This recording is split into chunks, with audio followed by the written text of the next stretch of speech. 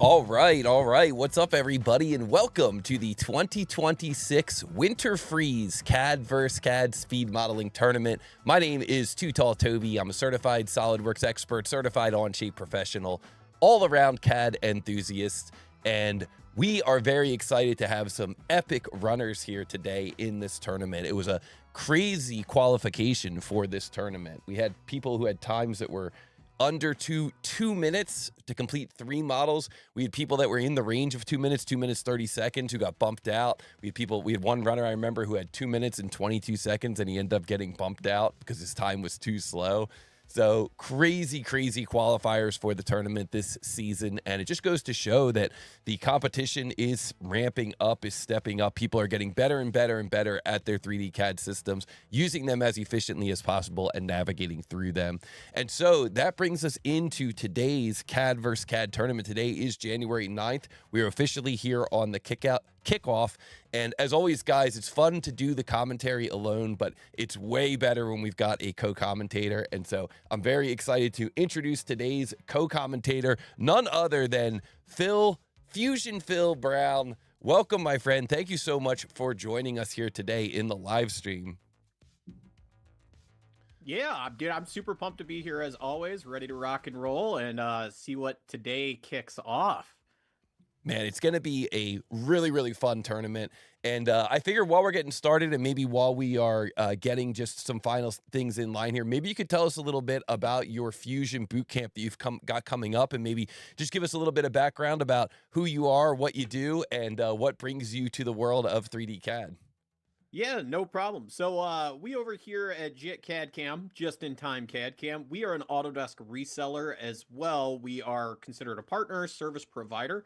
So we do everything and anything on the implementation, training, ongoing support for Autodesk Fusion, as well as other Autodesk products. But we are hosting a 3-day boot camp down in Tampa, Florida. So if y'all are looking for a reason to get out of the actual cold, like myself up in North Dakota, you can go ahead and come down to the Tampa area. You don't have to come for all 3 days. And primarily Wednesday, February 18th, is our CAD for Cam, which actually piggybacks this quite well, where we walk you through techniques of thinking outside the box when it comes to modeling, as well as what we like to say, take a napkin sketch and turn it into a working model.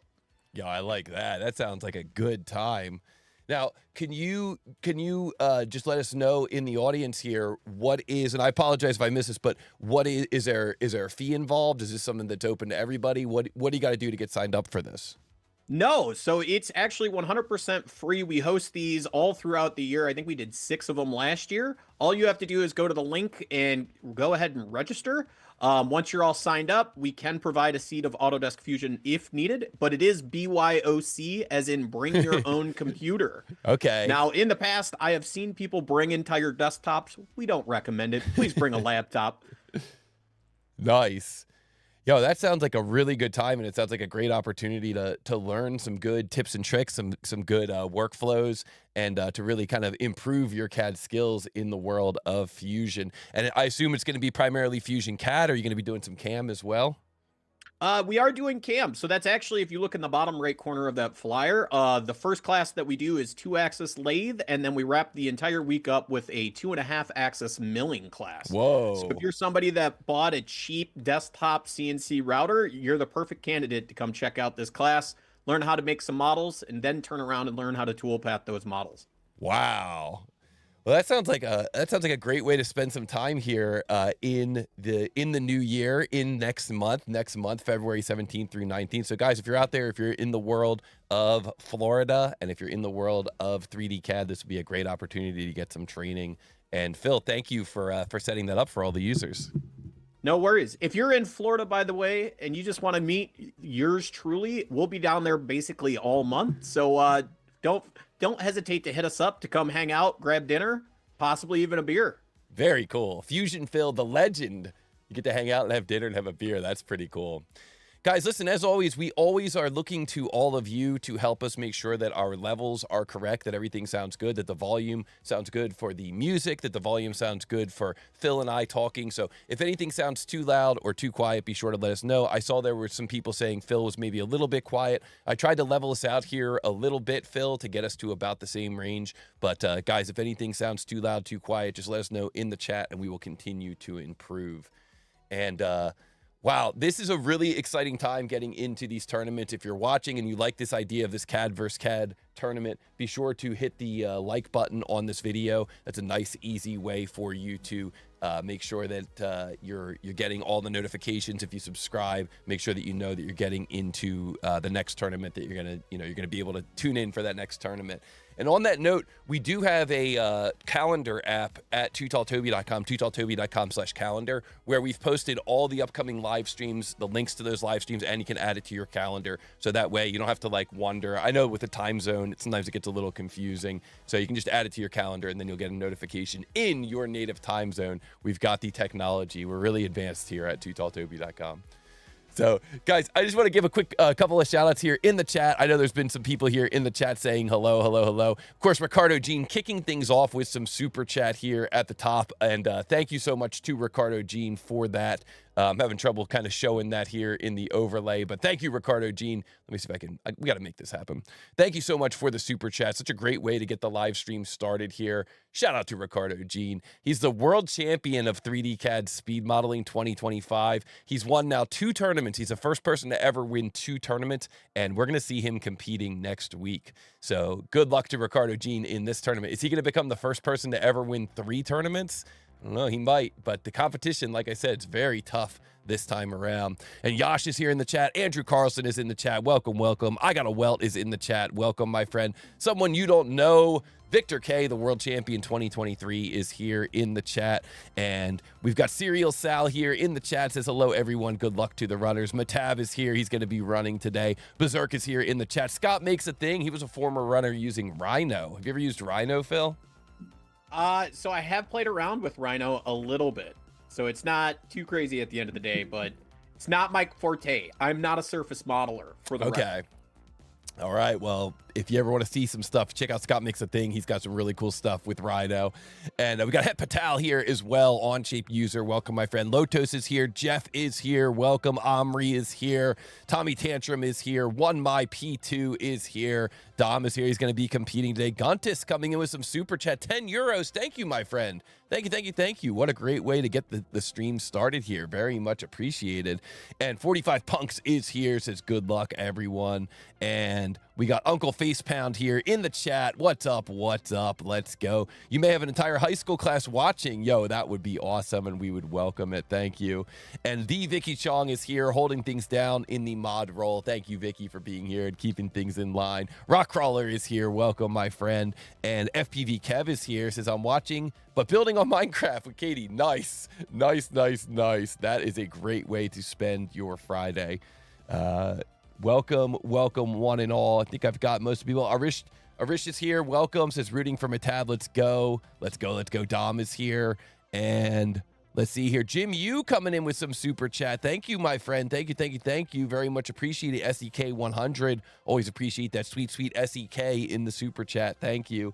And Nurmal is here. Welcome. And Jern is here. Welcome. And Mundane Superpower is here. Welcome. And Gold Darren is here. He's going to be competing next week. Guys, if I missed you, I do apologize, but just keep that chat coming in and I will definitely catch you. Don't forget to hit the like button. Don't forget to subscribe.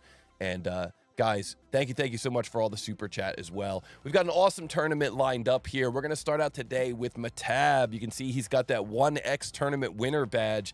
Very hard to come across that badge, but he won our Summer Open last year. Going up against newcomer Jaden Hernandez. You can see him posing there with a model rocket. Pretty cool. There's not enough kids doing model rockets these days, Phil, you know? So I mean, it's one of those lost art forms, man. It's kind of like I was talking to my buddies about trains the other day, too. Not enough people doing trains either. Yeah, exactly. You learn so much when you're trying to actually make something work, and model rockets are a great way to learn. So Jaden rocking Inventor here, our number 5 seed versus Mehtab. We're going to see that today. And then we're going to move over to our other bracket. We got newcomer M, who's going to be using Plasticity, going up against Dom, crowd favorite and your favorite, Phil. I feel like every single time you commentate, Dom is competing. And so it's great to see him. And I love that the guys have updated their profile pictures. And I love that every picture of Dom, when he's got a fish, he's just got this huge smile on his face. You can tell what makes this man happy. And I think that is a beautiful thing. 100%. One of these days, Dom, you got to come up to my parts. I'm literally a mile from 2 massive lakes for ice fishing, man. So awesome. And of course, the winners are going to get some awesome prizes from 3D Connection. And congratulations to all of our winners in advance for winning those awesome prizes. And huge shout out to 3D Connection for the sponsorship. And then next week, we got Andrew Carlson. He thought he was in this week. We saw him in the chat freaking out a little bit. But Andrew, you're in next week, January 16th, going up against Gray. And I love this new picture of Gray. I think he looks so awesome there with his hat and sunglasses and that background. Where do you think he is with that background? Oh, it's hard to say. It is hard to say. He's out in the cosmos. I think that's where he is. Gray, of course, is our number 1 seed in this tournament. Andrew, our number 8 seed. So are we going to see an upset? We'll find out next week. And then finally, we're going to finish things off next week with Darren going up against Ricardo Jean. Ricardo Jean winning that 2X tournament winner. He won the Spring Open last year, and then he won the World Championship last year. So Ricardo absolutely coming through, powerhouse in the world of 3D CAD speed modeling, but only ended up ranking number 4 in the qualifiers for this tournament. So who knows, we may see a new king being thrown this year. So, and good luck to newcomer Darren, who's going to be rocking Fusion next week as well. I think you know a thing or two about Fusion, Phil. Just a couple of things. Not an expert, but I know some stuff. Oh, it's awesome. Well, guys, we're very excited to see these guys competing in this tournament. There's a lot of work that goes into setting up this tournament, and we would not be able to do any of this without our amazing sponsors. So we got to give a shout out to our sponsors. Of course, our winners are trying to get onto that wall of champions. You can see that over at tootalltoby.com/tournaments. If you want to visit that wall of champions and see some of our past champions and the videos of them in their final matches. And guys, I want to give a huge shout out to our return sponsors. We've got Xometry as one of our return sponsors, and my Solidbox. Solidbox is one of our return sponsors. And like I said, we could not do these tournaments without these amazing sponsors. And so if you haven't had a chance to work with Xometry yet, be sure to check them out. Xometry.com is the website. And you can see here that with Xometry.com, you've got the ability to participate in what we call manufacturing on demand. And basically what that means is that you can bring your designs to life with Xometry. It's really your vision made real with Xometry. And it's really just a simple, fast way to create custom parts. They've also got a really nice instant quoting system on their website. So when you've got your parts in your 3D CAD system, you can just go to their website, Xometry.com, and you can load your parts in, and then you can get them made out of high quality materials from a wide range of manufacturing processes, whether that's 3D printing, CNC manufacturing, sheet metal fabrication, and of course, like I said, the highest quality materials are available. And Vicky's going to drop a link here into the chat where you can get a discount if you visit Xometry. You can actually get 20% off your first order. Just because you're here at Too Tall Toby and you're watching this tournament, you get a nice discount on your first order. That's up to $200 off on that first order. And it's going to last till the end of February. So that code is Toby20CAD. You can visit Xometry.com and you can bring your vision to life with custom manufacturing. And one of my favorite case studies from Xometry is this team here from Hypershock. So Hypershock is a team that competes in BattleBots. And I'm just going to bring up a quick video here from Hypershock, and we can take a look and we can kind of see what Hypershock is doing with their partnership with Xometry. Hi, I'm Will Bales. And I'm Alex Bales. Together, we engineer crazy fighting robots. Getting custom parts is key to everything we do. That's why we choose Xometry to get on-demand custom manufacturing for prototyping and production. They offer dozens of processes like 3D printing, CNC machining, and sheet cutting. Plus, Xometry's huge network creates massive capacity for production and reliable supply chains. Get started with Xometry today. Xometry, where big ideas are built. So like I said, I think it's really cool how the team at Hypershock is really able to use, multiple services there from Xometry to kind of bring their ideas to life. And that's really what Xometry is able to help you with, bringing your ideas to life. And so if you want to visit Xometry, again, it's your vision made real with Xometry, and you can actually get a discount right now on your very first order. Whoops, and that tag at the bottom there is actually a little bit off. Hold on one second, Phil. Got to make a quick adjustment here. Through the end of Feb. Sorry about that. Feb. There we go. And so you can actually visit Xometry.com and I'm right Alex now, Bales. and you can use Together, this we engineer discount crazy code fighting Toby robots. 20 CAD. Getting custom parts 20% is off key with a to massive everything we discount do. of That's why we choose $200 Xometry to get in on-demand custom Feb. manufacturing Whoops. for prototyping. We're really crushing it here, bouncing back and forth between these screens. We got this. We got it. Don't worry, guys. It's the kickoff. It's the kickoff. There's always going to be a couple of little hiccups here in the kickoff, but we got this. All right, guys, listen, the other sponsor that's coming back here for this tournament, and again, thank you, Xometry. Xometry thinks these tournaments are really cool. They really, at the office, they enjoy watching these tournaments, and they're really like an enthusiastic sponsor. So thank you so much to Xometry. And our other sponsor who's returning and who's been with us for a really long time is Solidbox. Guys, if you're ever out there in the world of 3D CAD and you need a professional CAD workstation, this is your crew. We always see these questions posted on Reddit. What's the best workstation to get? What can I get with this budget? This is the team that can help you out. These are professional CAD workstations for professional CAD users. There's nothing more frustrating than purchasing a brand new computer or a new set of computers for your team and then having them ending up getting errors saying there's not enough memory to load this assembly right away. And so what the team at Solidbox does is they help users get up and running fast by providing custom builds of servers, desktops, and laptops for SolidWorks users. And the way that they're able to do this is they actually create an optimized build of Windows with all the bloatware stripped out. So you just get exactly what you need to get the optimized results from your CAD system. They also go through the BIOS and make sure the BIOS is tweaked so that you're not going into like a throttled mode when you're on battery versus the full performance mode when you're plugged in. They just kind of do all the things that you would normally have to go to your IT team to do. And they just make sure that as soon as you get that computer out of the box and put it on your desk, it is ready to go.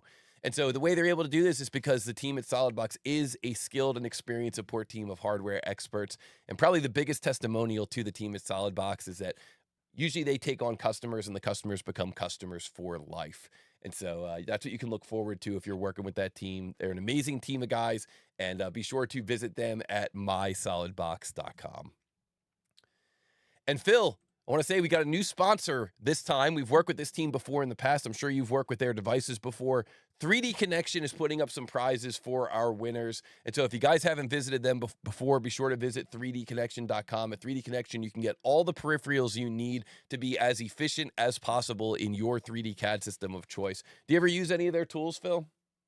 I have in the past. Now, keep in mind, I travel a ton, and I know they offer wireless options. But when you're standing in front of a machine having to troubleshoot CAM, a trackpad does plenty for my applications. Now, they do make outstanding, stellar pieces of equipment, and they are great if you are doing CAD all day, every day. The way you can move through assemblies, or if you've even watched any of my terrible YouTube content, you watch me middle mouse button pan all the time. That's where my biggest complaint is. I should get one again just to have that nice, clean motion in space. Yeah, I completely agree with your entire sentiment there. I think that it's such a fantastic tool. I think that one of the other things that's nice about 3D Connection is they've got such a big community that anything you need to do that's custom, there's probably somebody out there who's already done it, and they're going to be able to set you up with that and get you up and running right away. So if you guys haven't checked them out before, be sure to visit 3dconnection.com. They provide you with peripherals to help you with navigating through your 3D CAD, and they are our prize sponsor for this tournament. Our winners are going to get some of those prizes. So let's get into it here with today's CAD vs. CAD battles. Don't forget to hit the like button, and let's get into it. The way that these battles work is that we are going to take two of our runners from around the world, and we are going to show them a 2D drawing. Okay, so the 2D drawing is going to be revealed here on YouTube. Once we show them this 2D drawing, what's going to happen is these runners are going to try to turn this into a 3D CAD model using their 3D CAD system of choice. We're going to start out seeing SolidWorks versus Inventor here. So using your 3D CAD system of choice, you're going to try to turn this into a 3D model. You're going to use the material properties to try to calculate the mass, and you're going to enter that mass directly into the YouTube chat. Now, one quick note here for our runners, we are going to be seeing some new materials here today, 6061 aluminum and American cherry. These materials have the same density as the previous version, the aluminum 1060 and the red oak. So it's going to be the same densities. The density is not changing. If you don't have those materials set up in your library yet, don't panic or anything. Just understand that it's the same density as previous. So if you've got 6061, that's great. If you got 1060, we're using the same density for those. But just be on the lookout for that. Now, the rules are that when we're here looking at the runners are going to do a best of 3 battles. And so the first person to earn 2 points is going to move on to the final 4. The way that you earn a point is you answer correctly in the YouTube chat with the mass of this model. Now, the thing is, if our runners are going along and they get a wrong answer, what we're going to do is we're going to say to them, I'm sorry, that answer is incorrect, but you may continue trying to solve. You can try to figure out where you got that answer incorrect, and then you can continue trying to solve. However, once you answer incorrect 2 times, you're done. You're not going to be able to answer again. So you get basically 2 strikes and you're out. The first strike, we're going to let you try again. The second strike, you're going to be out. Now, for all of you out there watching, you can absolutely play along. When we show you the 2D drawing, you can try to turn it into a 3D model on your CAD system over on your computer. But please do not help our runners. These guys are the stars today, and we're going to try to let them shine. So what that means is that I don't want you to post the mass directly into the YouTube chat, and I don't want you to help the runners. If you see the runner doing something wrong, don't say like, oh, that should have been dimensioned to the inside bend. You dimension it to the center line or anything like that. Oh, you're missing a fillet. I see you're missing a fillet. Instead, if you solve it before anyone else, you could just type something in the chat. We have a very common saying that people put in the chat, and maybe some of our regular members of the chat could type it in right now. What would you do if you were the one, if you solved it in your CAD system before anybody else? What would you type in the chat? This is life, GG. You could, I guess you could type those. Usually what you would do is you would type in, I got it. Yeah, Rock Crawler's got it. Vicky's got it. I got it. Exactly. Exactly. So if you just type I got it in the chat, that's a great way to flex, to kind of say like, look, I solved it, but I'm going to let the runners solve it as well. And that way, you know, we give them a chance to shine. All right, guys, I think that's pretty much it for the intro. And I want to just say again, welcome everybody to our Winter Freeze kickoff. And here we go. This first match is going to be between Mehtab and Jaden Hernandez, newcomer Jaden Hernandez. So very excited to see how these competitors perform here today. And we're going to get their screens up and running here. We're going to make sure that everything still looks good for the live stream. And we're going to do that using what we call a practice model. We're going to do a simple practice model here just to make sure that these guys are all ready to go, all up and running. So let's get into it here. This first practice battle is going to go live as soon as we show it full screen. We're also going to play the hype music. And so we'll see if the hype music is too loud, too quiet. We'll figure that out as we go. But here we go. This first battle between our runners here. Whoops, let me just move this over like so. This first battle between our runners is just going to be a practice battle, and this battle begins in 3, 2, 1, go! So the question here is, what is the mass of this part in XXX.X grams? Good luck. This part is called wood log. It's made from American cherry. It seems kind of a shame to burn that American cherry. But this is called wood log, and this is going to be a tier 1 model for our runners to try to test their skills, and for Phil and I to make sure that everything still looks good and sounds good. Hopefully that was Indeed, a good. it does. Hopefully everything's looking good, sounding good. Looking good, sounding good. Hopefully that was a good volume for the tech check. Okay, we got Mehtab on the left here, trying to model this thing up. We got Jaden Hernandez on the right. Mehtab using Solidworks, Jaden using Inventor, and they're both trying to come up with the mass, and they're going to try and type that mass directly into the chat, and we're going to see if either of them was able to get it correct. So we see Mehtab came in with an answer, 627 grams, and we see Jaden is just getting his dimensions there up and running, getting everything going here on this model. See here, we're going to just keep an eye on Jaden, make sure that his inventor is working correctly. While he's doing this, I'm just taking a couple of moments here and making sure that the screens all look good, that we can see his whole user interface. We can see we're missing a little bit off the bottom, so I'm going to fix that while he's working. He knew that I was doing this, so that's why he wanted to give this thing a second try. So thank you, Jaden. Well done. Just like we planned, just like we coordinated ahead of time. 100%. It's that I don't think people understand how difficult it is to be CAD and cam oriented and then have to turn around and try to be a live streamer. It's a pain. It is 100% a pain. Every week when I start a live stream, and I do 3 live streams a week, there's something. I forget to share my screen, my microphone's muted. Who knows? Well, Phil, make sure you type something in the chat right now so that they know where they can find you for that live stream. And we'll include your info down below in the description once this thing is done. And yeah, no problem. And there we go. Jaden was able to get that thing extruded, and we just want to make sure that he has a chance. You want to make sure you enter that mass directly in the chat, Jaden. Sometimes we've worked with runners that have tried to enter it in the chat, and then like the chat blocked them, something like that. So Mehtab says, this is stream a bit delayed. I mean, the stream is always delayed a bit, but it's not really delayed by that much today. It's maybe 5 seconds, at least for me. So you could maybe refresh YouTube, see if that'll help. Sometimes that helps to kind of close that loop a little bit. A big thing is down at the bottom of your YouTube window, there is a button live. Make sure that is in red when you click it. It'll bring you to the latest and greatest. I know mine, if you're jumping around between tabs, if you don't pay for the YouTube premium, it might pause your video. So just be aware of that. That's good to know too. Yeah, and then also, guys, don't forget you can go to tootalltoby.com/materials. I'll drop this in the chat. tootalltoby.com/materials. And if you go to tootalltoby.com/materials, that will also give you the information about our materials. Logician in the chat, who I assume is Jaden, is saying he had a little bit of an issue. My mass seems off because my mass is huge. So let me fix the density. Oh, I did it in inches instead of metric. Okay, ignore me. All right, good. He's got it. We're gonna let him cook here a little bit. We're gonna let him figure this out. I want to make sure we got to make sure that our tech check is correct, because otherwise we'd maybe be worried that the rest of the battle could be brought into question. Mehtab says we've all been there. Yeah, don't worry about it, bro. It's all good. We can all take a sip of our coffee and it's all good. Take a sip of our coffee, and here we go. There we go. Now we see that we're getting a little bit closer here, looking for this mass. Looks like he's maybe still in inches, or in pounds, excuse me. But we'll see if he's able to get that mass to come in correct. He's probably feeling pretty good about this. Shank, yeah. Guys, how did the hype music sound? Was the hype music okay? Did we have good volume for that? Caffeine must flow. Scott makes a thing, says, yeah, exactly. Arnish says, no pressure, Jaden. It's all good.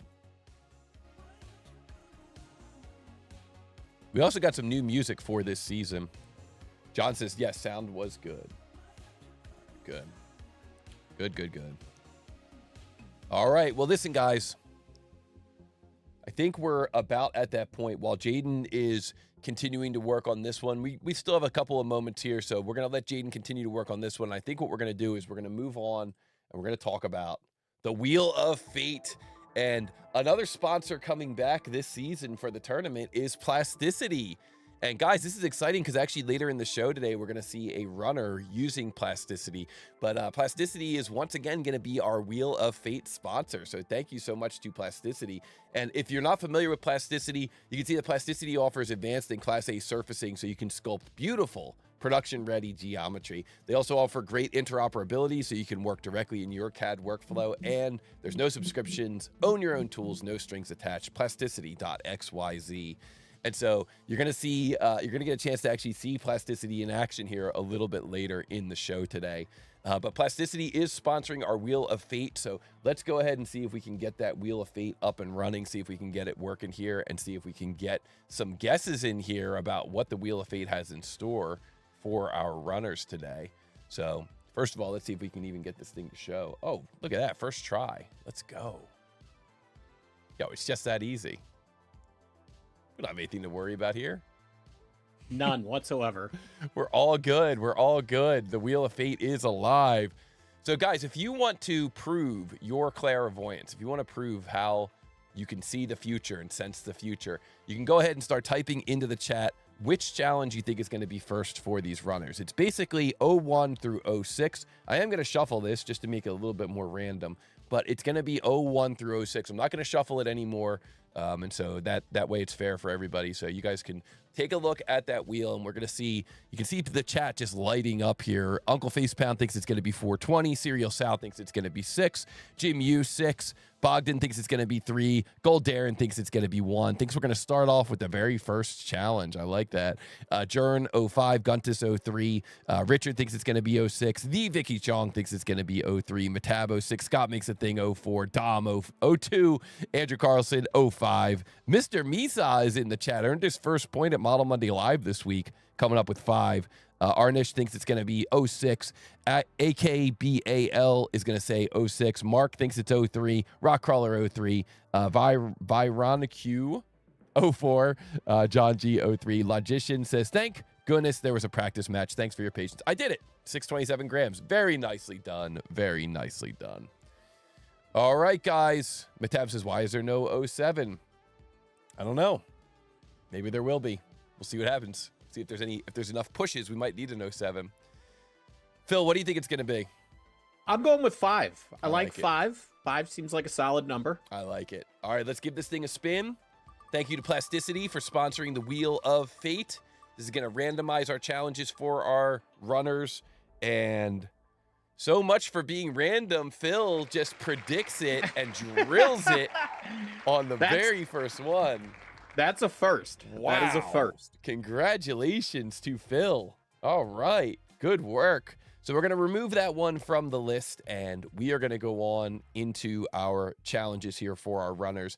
And maybe while the production team is getting these challenges ready, Phil, you could introduce us to these runners and maybe tell us a little bit about Mehtab and a little bit about Jaden.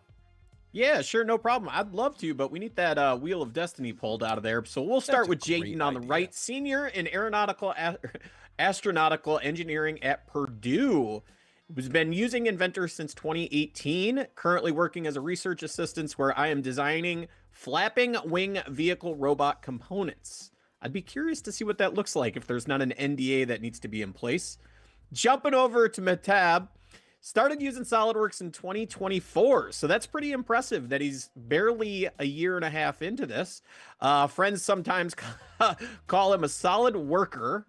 That's awesome. And won 6 national CAD design competitions. That's very impressive at the end of the day.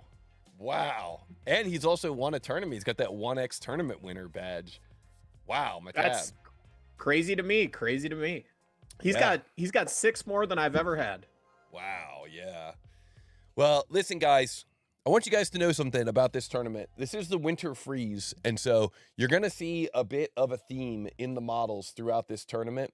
So be on the lookout for that theme, but because of that, the models got away from me a little bit. Some of these models, they're a little bit more complicated than what we normally see here in the opening round. So good luck to our runners. Take your time, look at the drawing, try to come up with a good game plan before you get started. And Phil, I think we're ready. You ready? I'm ready. Let's do this, man. All right, Let's kick it off. Here we go. This very first CAD versus CAD battle between Mehtab from Bangladesh, our number 2 seed using SolidWorks, and Jaden Hernandez, our number 5 seed from the United States using Inventor, begins in 3, 2, 1, go. What is the mass of this part in XXX.X grams? This part is called plastic snowshoe. It's made out of ABS, 1020 kilograms per cubic meter. And you can see, guys, this looks like a snowshoe to me. It looks like a plastic snowshoe. We've got centerline symmetry going through the middle. You can see you've got these different areas. You've got these 4x4 square bars. You can see you've got this 20 millimeter diameter round part that looks like it's kind of swept around the whole thing. You've got these 10 millimeter by 30 millimeter blocks in the middle.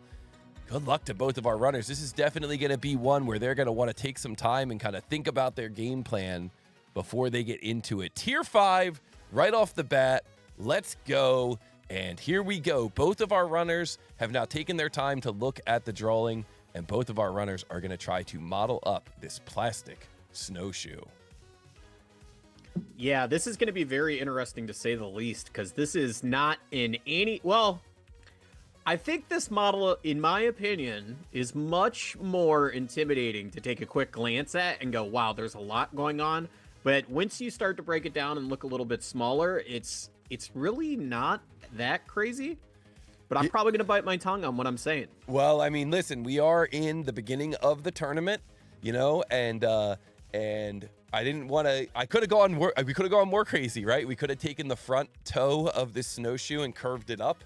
We could have had those, instead of making those 4x4 rectangular bars. Instead of making them bars, we could have made them rope. You know, like a traditional snowshoe. We could have had it threaded through some of the holes. So we definitely wanted to. We wanted to figure out where a good middle ground would be, and hopefully this is it. But we've got Mehtab on the left running SolidWorks. We've got Jaden on the right running Inventor. This is definitely stepping it up a little bit compared to some tournaments we've done in the past. Yeah, it's, to say the least, I'm glad you didn't curve the toe up. That would have been brutal with the old 3D sketching, to say the least. Now, there is a couple of details on there that I'm noticing right off the start that I think are going to be a pretty big make or break when it comes down to it. Yeah, it's one of these parts where, you know, when we're looking at the drawing, we can see we've got the I'm going to call it the webbing, which is these 4x4 rectangular shapes that Mehtab has on the left. And that webbing has to kind of like fit in and merge in with the rest of the model. And whether you're doing like a hexagonal pattern or whether you're doing like a fill pattern of a bunch of like holes for webbing, anytime you've got these kind of webbing challenges, it's always interesting to see how our competitors decide to kind of get it to fit together. You know, how they make that kind of final, I'll call it a merge, not to use like an actual CAD term, but just as a general term, how they make that kind of final merge back into the main body. So it's interesting that Mehtab decided to look at that webbing and start with that shape, where Jaden looks like he's starting more with the shape looking down from the top. I think given the two choices, I probably would have done what Jaden is doing and started looking down from the top. Yeah, 100%. I don't want to say that Jaden's on the right path, but I think that is going to be the more challenging feature at the end of the day, is creating that tube that goes around the outside. Now, again, I'm not gonna deal break this for anybody and give away any hints, but there is going to be something that, regardless of which way you go right now, is going to get you. And I think there's a way around it, but you got to be careful, because it could, like I said, it could hurt. Yeah, I agree. And it's interesting. I like seeing kind of what Mehtab is doing here too, where he made that grid first. Now it's almost like he's using that grid to lay out that shape with the tube running around this thing. Very interesting. And honestly, the way he's doing the grid, I mean, it's not a bad way. I like to call that the floor joist technique, where he's laying out the physical grid that he's going to use in the model, versus kind of more of like the cookie cutter method, where you may be using the areas in between as what you modeled. Interesting. Back to my good old Mastercam days, what they would call a bowline remove versus a bowline add. Yep. I like that. It all comes back to the good old Mastercam days. But yeah, it's one of those things. Like I said, is at the end of the day, it doesn't matter what method you use. It's all about the outcome, right? As long as you get the right answer in this case, or if you're designing a part for a company that, you know, you got to make sure that part fits. Yes, exactly. Well, it's interesting here seeing Mehtab, you know, really both of our runners seem like they're kind of struggling with this sketch. And you know, this is something that can definitely catch people too. When you've got a lot of arcs, a lot of large arcs with tangency, and things are kind of coming off of the middle, it can sometimes be difficult to get that geometry to line up. And, you know, we've heard from Mehtab before. He says he doesn't really like using sketch patterns. And it looks like maybe in this case, he's begrudgingly doing some type of sketch mirroring. But it looked like his first instinct was not even to use that. He just says, no patterns ever. Yeah, I don't know, man. This is a tricky one, but I also don't think it's fair, because you get in these competitions and you get in a rushed mentality versus sitting down and waiting, and it might haunt you at the end, like always. Yeah, it was really interesting. In the green room before the competition started, one of our competitors, who's going to be in the second half of the show, asked, you know, just a general question for all the competitors. Has there ever been a competitor that really takes their time and kind of thinks through these challenges before they get started, you know, or does everybody just jump right in and right away start CADing? And I think that, you know, one competitor that really jumps out to me would be Ivan. Ivan was kind of notorious for just sitting there. It almost looked like he had lost connectivity, and he would just sit there and like look at the screen, look at the screen, look at the screen, and like nothing would happen. And then all of a sudden, the whole design just came out in a flurry. So there's absolutely a great deal of value in kind of taking your time at first and kind of planning out before you actually start getting into the 3D CAD. Yeah, see, I think in this case, in the competition setting, you have to be much more of an analyzer because you only get 2 lives, right? That's it. Where in my world, I'm a fast to fail kind of guy, right? Like, is this modeling technique going to work? Nope, scrap it. Let's do it all over again. But that's not to say we teach the right way, but personally, I modeled the completely wrong way. Well, you know, we got Scott makes a thing in the chat saying slow is smooth. Smooth is fast. I like that. I like that. And Arnish in the chat says, I would have started with the outer loop too, as Phil said. So giving some good advice here to these guys. I mean, it seems like there's not a lot, but there's so much going on at the same time. I'd even be curious, anybody out there that's doing this on their own, if you guys want to throw it in chat like a GG real quick to let me know if you've got it yet, at least modeled. We don't want the answer. They could we say, just I got want it. A GG, maybe a JIT, maybe put a Fusion Fill in chat. Nice. Yeah, they could say. But I want to know. I want to know who's gotten there and who thinks they got it at this point. They could say, there we go. I got it. Yeah, that's Victor K. World champion 2023. So if anybody's going to get it fast, it's going to be him. Yeah. So interesting here. So this is kind of what I was interested in. If you look at Mehtab, he's now got that grid, and then he was trying to remove that grid, but he ended up with quite a few extra faces that maybe he wasn't able to work with. So this is pretty interesting here. He's got this, you know, this is the challenging thing about this model is what do you do with those extra faces? How do you get rid of those extra faces, or is there maybe a different approach altogether? And so this is going to be interesting to see how he cleans this thing up. And I think I see what he's trying to do here, and I'm very curious about whether or not it works. This is interesting. It looks like he's sketching Mehtab. I know what he's going for here. This is good. But I did see something earlier. Toby, you have to tell me, in SolidWorks, can you project the outside edge of a cylinder down onto a surface? Oh, yeah, you sure can. Okay. Yep. So as long as, I assume your intersecting plane has to be on center, though, correct? That is correct as well. Yep. Yep. You got it exactly. That's neat, because I don't believe in Fusion. I might be biting my tongue on this later, is the ability to do exactly that may or may not be a possibility. Because I know usually when I project a cylinder, it doesn't give me that outside cylinder face. It'll give me the end caps. Right. Yeah. Yeah, I mean, there's a couple of ways you could do something like that. You could use like an intersection curve. SolidWorks has a nice thing called a silhouette edge for selection, kind of like dynamic selection. That works pretty silhouette well of the model. Yeah, exactly. So there we see Mehtab was able to do that. Looks like he decided to do that with a cut sweep. Ooh, but now he's moving back on it. Very interesting here, guys. Very, very interesting. Both of our runners getting in here and getting stumped almost from this very first one. So this is gonna... Yeah, it's one of those things. I don't want to say that. I know there's always this competition between machinists versus engineers, but I think it's interesting to see the thought process from both sides, right? Yes, indeed. Yes, indeed. Well, I like that I like the way this is starting off. I like everything about this battle so far, and I'm just, you know, I love seeing Mehtab, who's on the left with SolidWorks, who's got a lot of experience. He's already actually won a tournament, kind of struggling a little bit, and maybe opening the door here a little bit for Jaden. And we see Jaden, you know, maybe doesn't have as much experience as a student, you know, at Purdue, so maybe doesn't have as much experience, but is using his kind of engineering intuition and trying to figure out his way through this thing and what's going to be the best way to get these this webbing in place and get it merged to the rest of the body. So really, really enjoying this battle. Yeah, it's interesting. It is definitely interesting. I don't know, guys. Maybe I'll have to do this one on my channel come next week. I bet people would really enjoy seeing that, how you get through this I think thing. I did one in the past. I think I did the soap dish was one of the ones that I did. Oh, I love the soap dish. Because I was curious about it as well. I just printed one of them for my roommate. Nice. Yeah, we love the soap dish.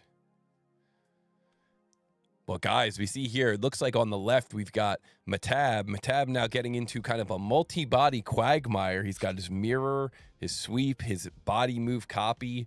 So we're going to see what he ends up doing with this. I got a feeling he's going to do a Boolean, like you suggested, Phil. Solidworks has this thing where when you do a Boolean, you're not able to keep tools.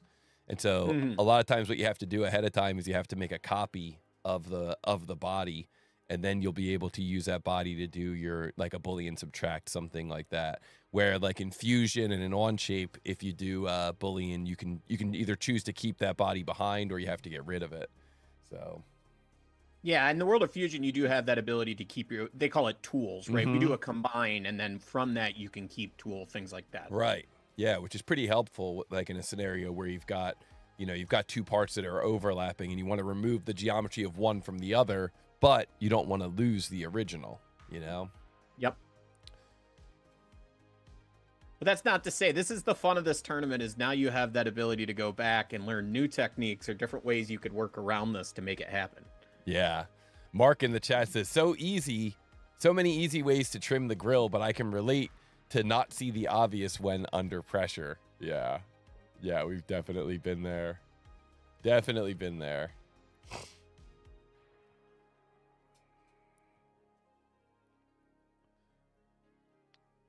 I like this. Jaden is like taking this kind of almost slow and steady approach. This is really interesting.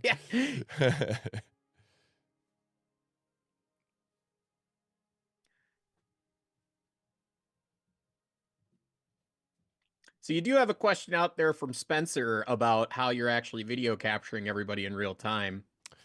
Yeah, we'll probably want to take that one offline. Yeah, I figured as much. Yeah.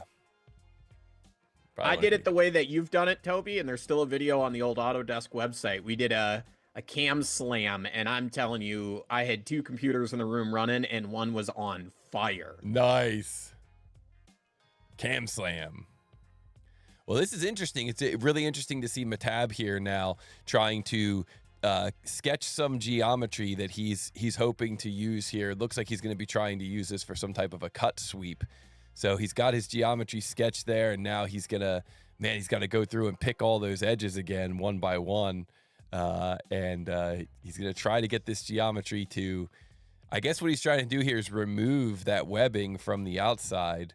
And so, yeah, we see here he's got multi-body. He's using the feature scope here and trying to select that geometry in the multi-body. Oh, and there we go. That looks like he's got something now, something that's a little bit more cleaned up. Very nice, very nice.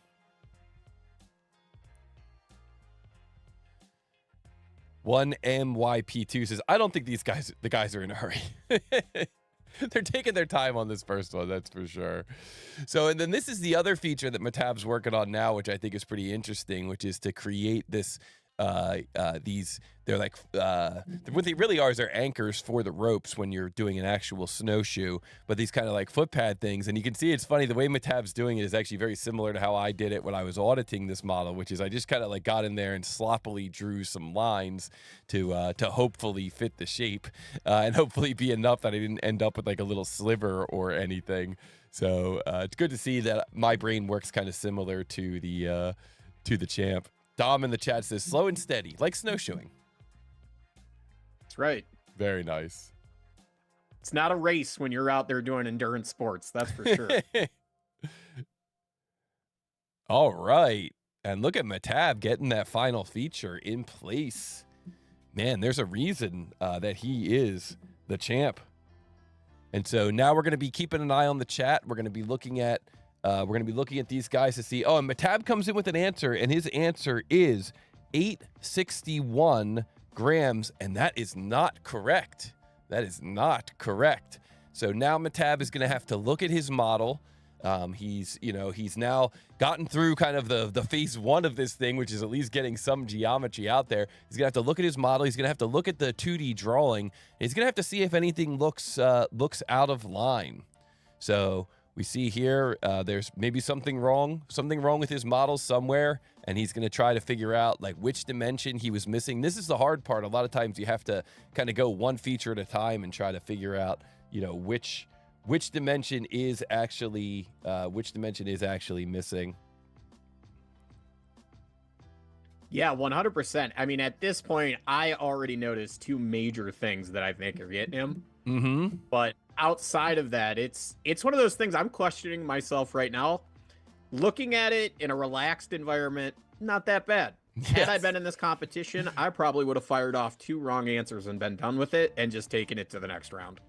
Well, it's very interesting, and I think a lot of times when we get into these tournaments, especially these 8-person tournaments, I think maybe the models are a little too easy, and so I wanted to kind of step things up a little bit in this tournament today, and hopefully, maybe these guys came in a little bit too relaxed. Maybe they figured like, it's just gonna be bosses and cuts, it's gonna be easy, but we're gonna, we only have a few rounds in this tournament, and so we want to make sure that we're giving people some good challenges here. That's right. I'm a big hockey fan. We could just sweep them in 4 games. We don't have to go game 7, right? Yes. Let's go. Very, very interesting. Yeah. I love this kind of David and Goliath scenario here, too, with Jaden maybe being a little bit newer to this space and Mehtab maybe having a little bit more experience in this space. But let's see what ends up happening now. Looks like Mehtab maybe has discovered something that he thinks looked off, and so he's going to be now trying to figure out what it is that was off there and what needs to be done to get that into the correct geometry. And Akash says, I think Jaden is going to win this match. Yo, let's go. I hope he does for the sake of the Dame brand software, but that's just me. Yeah. And Gold Darren in the chat says, I was trying to follow along, but I added an extra 0 to my pattern, and my fusion crashed. Oh, no. We've all done that, too. Add an extra 0 or an extra number, to that pattern, and it becomes, you end up getting like 50 instances of the pattern. All right, so I think we can agree that it looks like Mehtab on the left has some geometry that looks a little bit closer to what the 3D geometry on the overlay looks like. As always, though, the question, Phil, is, was that the only thing? And that's what makes this nerve-wracking. When you answer incorrectly once, you get one final chance to answer incorrectly. And when you find that thing that is incorrect, a lot of times you kind of breathe a sigh of relief. And the question is, what makes this tournament hard is that you don't know if that was the only thing. Yeah, it's one of those things that this isn't just a rectangle with 2 dimensions and you're hoping for the best, right?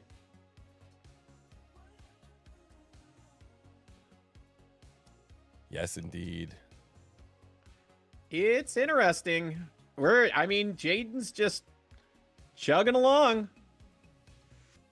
Musa in the chat is asking about Practice Models Premium and the YouTube ID. You can either put the @ name or you could just leave it blank. That's just optional if you want to use any of the like social networking stuff that's on tootalltoby.com. But you can just leave it blank. That's all that stuff is optional. Most people, if they want to be social, they just join the Discord and they hang out and they talk in there.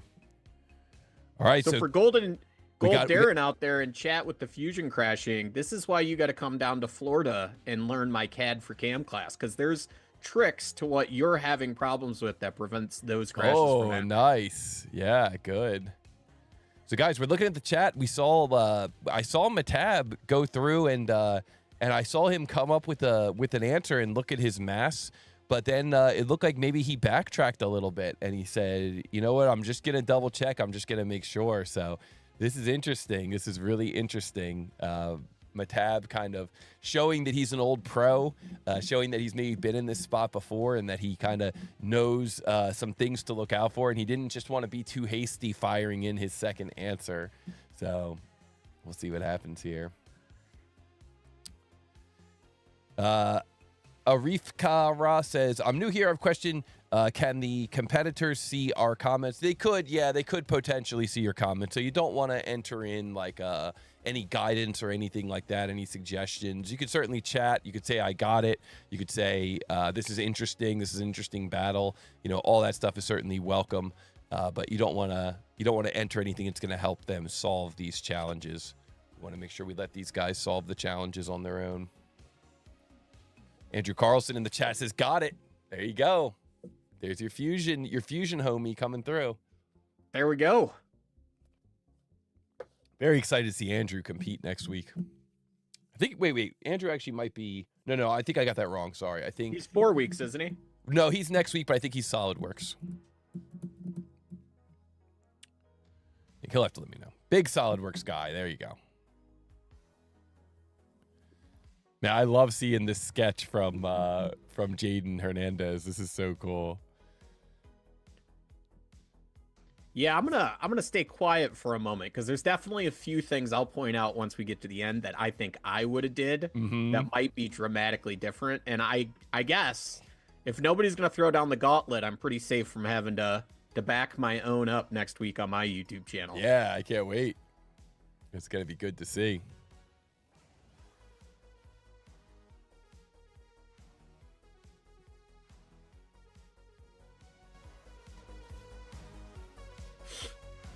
How about Ansys Space Claim? Is it allowed? Absolutely. Yeah, we've had Space Claim users in the past compete in the tournament, compete in the leaderboards, and definitely allowed and welcome. All CAD is welcome.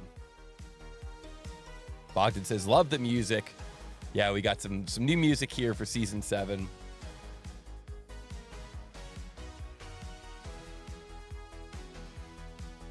How about ZBrush?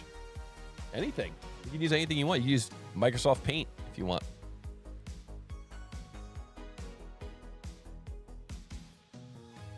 It is tricky, to say the least, to come in here with kind of software that isn't really built around, you know, the SolidWorks Inventor Fusion workflow, right? The constrained sketch into a solid. Yep. All right, Phil, listen, we got an answer that came into the chat. Mehtab says, I don't know. I'm just going to fire it in. 777.47. The correct answer is 777.5, and so that is correct. And Mehtab earns the first point on a well-fought and difficult Tier 5 battle. Wow, Mehtab, GG. Congratulations. And Jaden Hernandez working through that model still. I really like that approach, that slow and steady approach. I love that you got that sweep correct at first. Mehtab actually had the sweep wrong at first. Was also missing some of those ribs, but you can see there that instead of just firing in his answer, he decided to go through and check a couple of more things. He realized he was missing a couple of ribs, had a couple other dimensions off. The correct answer for that one is 777.5, and Mehtab answered it within the tolerance of plus or minus 0.5 grams. Congratulations. Do you still have yours pulled up? Can you take a look at it real quick? I just wanted to see. There was one other thing that I noticed. I want to see if he got lucky or if he caught it at the end. And Jaden being quite the gentleman, saying GG. Didn't expect first model to be this hard, and looks like he may or may not have this one. He may be trying to open it here. There it is. It's all right if he doesn't.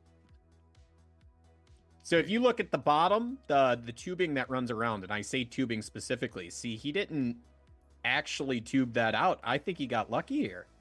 It's not supposed to be tubes. It's not. Oh, no, I see that now. Okay, yeah. That's on me. I was thinking you had a tubing around the outside, not.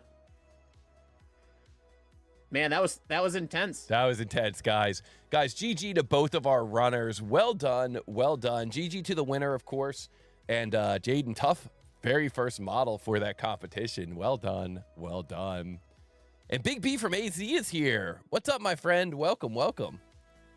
All right, guys. Well, listen, that was our very first model. Let's see what the next one has in store from us. Once again, brought to us by a sponsorship from our friends over at Plasticity. Thank you to Plasticity. And guys, what do you think the next model is going to be? What challenge number do you think it's going to be? And what tier do you think it's going to be? These are not easy models today. Some of them are easier than others. This is probably the most range of difficulty that we've had in the tournament. But congratulations to Mehtab. And Mehtab, I noticed that your name on the on the next slide with the fun facts has an extra H. I apologize for that. I'll fix that before the next live stream. But guys, check them out. Check out Plasticity. Thank you again to Plasticity for sponsoring the Wheel of Fate. Of course, we use the Wheel of Fate to randomize these challenges. So let's get into this next challenge. Let's turn to the Wheel of Fate. Phil, you want to try and go 2 for 2? Last time you thought it was going to be 5. What do you think it's going to be this time? Yeah, I think on my end, I'm going with 1. With 1? 1. All right. Well, listen, I'm not going to shuffle it, okay? I don't want to mix it up. I'm not going to shuffle it. So here we go. Let's give this thing a rip. Plasticity's link is plasticity.xyz. You can visit them, plasticity.xyz. And guys, let's give this thing a rip and see what happens. Ho, ho, ho, man. Barely missed it. Barely missed it. Well done. Well done. You were very close. Maybe if I would have shuffled it. Guys, this next one is going to be challenge number 6. And we're going to see how these runners do with this challenge. And of course, again, thank you so much to Plasticity for sponsoring the Wheel of Fate. And Phil, while I'm getting this next challenge ready, maybe you could just tell us a little bit more about these runners. Yeah, no problem. So you got Mehtab over there. He's got a macro pad. I would assume that is something very similar to like a Stream Deck, or if you were to get a 3D connection mouse, they do have macro buttons on them to make your life much easier. Yeah, the macro pad was actually a sponsor of one of our earlier tournaments. So Mehtab won that from winning one of the tournaments. Yep. Nice. I'll have to go check them out. But so rule number 2, avoiding sketch patterns whenever he can. This is something I think he might want to go back and look at that model a little bit more. He does not like sketch patterns. Power moves inspired me to start speed modeling. So that's awesome, to say the least, that the Too Tall Toby has not only got him here and won him a championship, but it also pushes him to go even faster and better. That is awesome. So over to Jaden. Jaden, he's a big fan of 3D print and functional objects, ranging from household utensils to aerospace components. I can relate because I did the old Gridfinity thing to the old kitchen drawer, and my wife has never been happier. Oh, it's awesome. Very cool. Very cool. Well, guys, we are ready for this next match. I hope you guys had a chance to kind of shake it off from that last one. This was really a tough first challenge for both of you, but now we're going to get into this next challenge. And the next challenge here, I just want to remind everybody that the next challenge is brought to us in part by our friends over at Xometry. So if you guys haven't had a chance to visit them, make sure that you visit them over at Xometry.com. You can actually get a discount up until the end of February 2026. That's code Toby20CAD. If you want to help support our sponsors who are supporting us here in this tournament, you can visit them at Xometry.com, and you can get your vision made real. You can bring your designs to life with Xometry.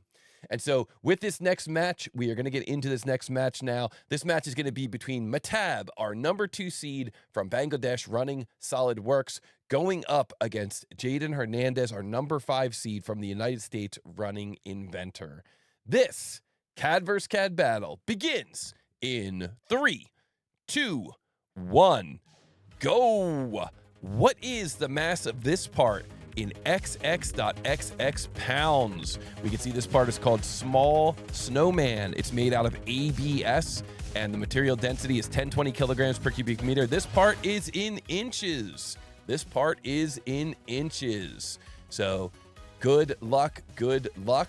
And wow, guys, take a look and try to come up with a game plan for this thing. You can see it's all one body, one material. It's not a multi-body or assembly or anything. It's called Small Snowman, and it's made in inches, and we're looking for the answer in pounds. Let's take a look at this CAD versus CAD battle. Let's take a look at this CAD versus CAD battle. And we can see here we've got Mehtab on the left running Solidworks, and we've got Jaden Hernandez on the right running Inventor. And it looks like Mehtab decided to start out here with a sphere, or maybe like a sphere with a flat spot, just a sphere, straight sphere. Okay, I like it, I like it. And for his second feature, what is he gonna do? He's gonna do another sphere, I'll bet. There we go. Maybe using that macro pad to kick off some of those commands. Meanwhile, way to do it. Yeah, meanwhile we do it for sure. Meanwhile, we see Jaden Hernandez on the right coming up with some good layout geometry, trying to get this geometry in place. So Very nice to both of our runners. Good luck to both of our runners. Again, this is another one that the modeling techniques in competition would probably be off versus taking a moment and looking at it, making those decisions.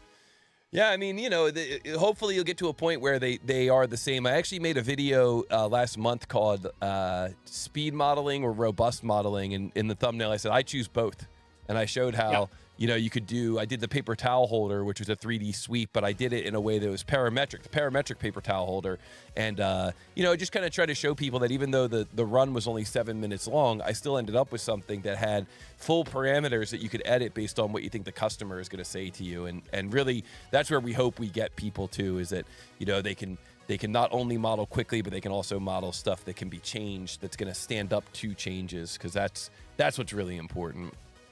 See, that's nothing but my absolute favorite thing possible, is when you get done modeling something and you're like, all right, it's good, and then you got to go back and make a change and it just explodes. Yes. And then you're like, oh man, this is, had I just done X, Y, and Z a little bit different, I wouldn't be having these problems right now. Well, people have been asking for that in the tournaments for a long time, so maybe this will be the year that we start doing that. Parametrically controlled designs. Let's go. Or configurations. Yeah. We also had an idea that I thought was really interesting, which was to like, well, I don't want to distract from the action. We'll talk about this later too. Guys, this is pretty interesting. We see Mehtab on the left has already gone through and kind of created the main shape of the snowman, and now he's getting in and creating the geometry for the arms. And so we can see here that this is a great technique to use when you're working in 3D CAD, kind of instead of looking at the entire model as one giant thing, instead kind of break it up into different segments, different areas, and you know, and approach the model using those different areas. So this is like a very discrete approach here, where he decided to say the first thing is going to be the snowman, second thing is going to be the cone, and now the third thing is going to be the arms. And I really like this approach. I think this is a fantastic way to kind of discretize your modeling so that you can you know, keep track of all your features, and ultimately you can kind of make things a little bit more parametrically sound if you do this. So Mr. Mesa in the chat saying, deep breath, Jaden, you got this. Yes, indeed. Yes, indeed. Shout out to Mr. Mesa. I'm drinking coffee from his mug today as well. Is the Ivan exploit allowed on this model? Absolutely. Ivan exploit's allowed in competition unless it says otherwise on the print. So absolutely, if somebody could find one, they could use it. I did make the arms different sizes to help prevent that intentionally. Well, I was thinking more the arm location, right? In reference to the nose. I don't think that's going to be a make or break item, but it would be if you were concerned about the nose being 90 to the arms or vice versa. Yep. And I guess you could do the arms anywhere clocked around the snowman, but... Oh, I like Mehtab there used a symmetry constraint to get that hand into the desired position. That was really clutch. I like that a lot. And here we see that SolidWorks has something that when you're sweeping, if you are sweeping circles, you could potentially take advantage of a feature in SolidWorks. Now, it's kind of interesting. It looked like it actually kind of glitched out there, and so Mehtab had to get past it. But here you can see Mehtab is choosing this option for circular profile, and then he's inputting what the diameter of the profile, the desired profile is. Like I said, it does work, but it looks like it was actually kind of glitching out there for him. So he may have to come up with some kind of a workaround, kind of what we sometimes call SolidWorks being SolidWorks. But it looks like he was able to get that to work there the second time around. And so what's cool there, Phil, is that you can draw the sweep path, but you don't actually have to draw the circle for the sweep profile.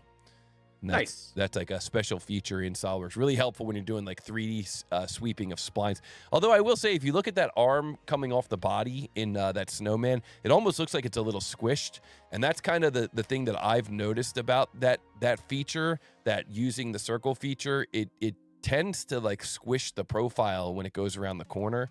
I'm oversimplifying the cause of that, but it is definitely something that makes me hesitant to use that feature myself. And usually instead, I'll just manually create the circular profile. So, see, in the world of Fusion, you definitely have that ability to, they call it a pipe command. Same thing, cylinder on path or tube type of situation.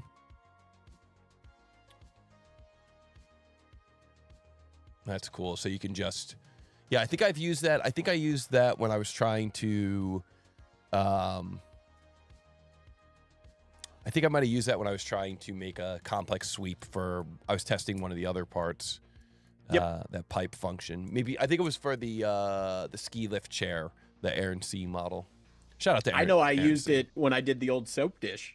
Oh, let's go. I do. If I'm remembering, I might have to jump over onto my channel real quick and see if I can find the video. I'll post the link. Yeah, very nice. But yeah, I think I used the tube command to sweep along. Very cool. So here we see Mehtab using a crossing, getting that thing to mirror across. And, ooh, it looks like he may have inadvertently added a relationship or something there. I know that it's funny, I actually did that same exact thing when I audited this model. I made the same mistake and added the same relationship by accident. It's funny. He ended up getting that vertical relationship, and he just went in and deleted it.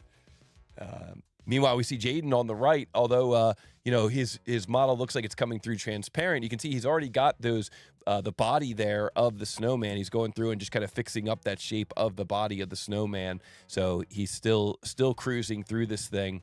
But Mehtab looking like he may be considering coming in with an answer here. We're looking for what is the mass of this part in XX.XX pounds. And we'll see what he comes up with here. Watching the chat. Mehtab looks like maybe he's going for some extra points. Still watching the chat here. Still waiting for an answer. Right? Can bring some snowfall to the comment section. Yes, indeed. Yes, indeed.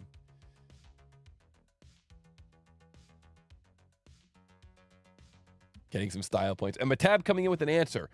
38.659 or 38.66 pounds. The correct answer is 38.66 pounds. And congratulations to Mehtab. That is correct. Well done, my friend. And that is going to earn Mehtab the victory for this round. And he is going to move on to our final four. Wow, wow, wow. Guys, put a GG in the chat for Mehtab. Put a GG in the chat for Jaden. Awesome seeing our newcomers in here today. And congratulations to both of our runners. Congratulations to Mehtab. Congratulations to Jaden. Very nice. Very nice. A lot of people saying they really like that you added in that color there. Very, very nice. That is awesome. Well done, my friend. And congratulations. And Mehtab gets the point and gets to move on to the next round. Well done. Well done. Guys, really awesome. Again, huge shout out to Jaden. Great seeing some new competitors here in the chat, in the live stream. Let's go. Let's go. Learn to add color. Customers really like that. Thanks, Toby. And of course, as always, thank you so much to our sponsors, to Xometry and to My Solidbox for sponsoring that. And guys, that takes us through our first battle. GG to both of our runners in the first battle, but we are not done with today's live stream. We are going to move on now to the second half of the show. And in the second half of the show, we're going to see some epic battles here between SolidWorks and Plasticity. If you're enjoying what you're seeing so far, be sure to hit the like button. Be sure to share and reshare. And maybe consider even signing up for an account over at TooTallToby.com. At TooTallToby.com, we've got a library of hundreds of these models. And we've got the ability to work on these challenges. In fact, we're going to take a little look here at those challenges in just a moment here. But guys, make sure that if you have the means, feel free to do some super chat. We always appreciate the super chat during these tournaments. Another great way to support the channel. And another great way to support the channel is to visit us at TooTallToby.com. You can sign up for the Practice Models app. So what is the Practice Models app? Well, if you enjoy doing these types of challenges, and it's funny you mentioned the thing about the snowfall. If you enjoy doing these types of challenges, we actually have a website where we've collected over 250 of these challenges, and that website is www.tootalltoby.com. And so if you visit tootalltoby.com, what you'll see is that here on the website, we do have some snowfall. And it actually follows your mouse. If you move your mouse around, you can get that snowfall to react. And it even collects down here at the bottom of the screen. So we do have some snowfall here on the website, and that is a big deal. And so what TooTallToby.com is it's our website, TooTallToby.com. You can access this full library. And when you access this full library, what you're going to see here is that we've got a library of over 250 of these 2D to 3D CAD challenges.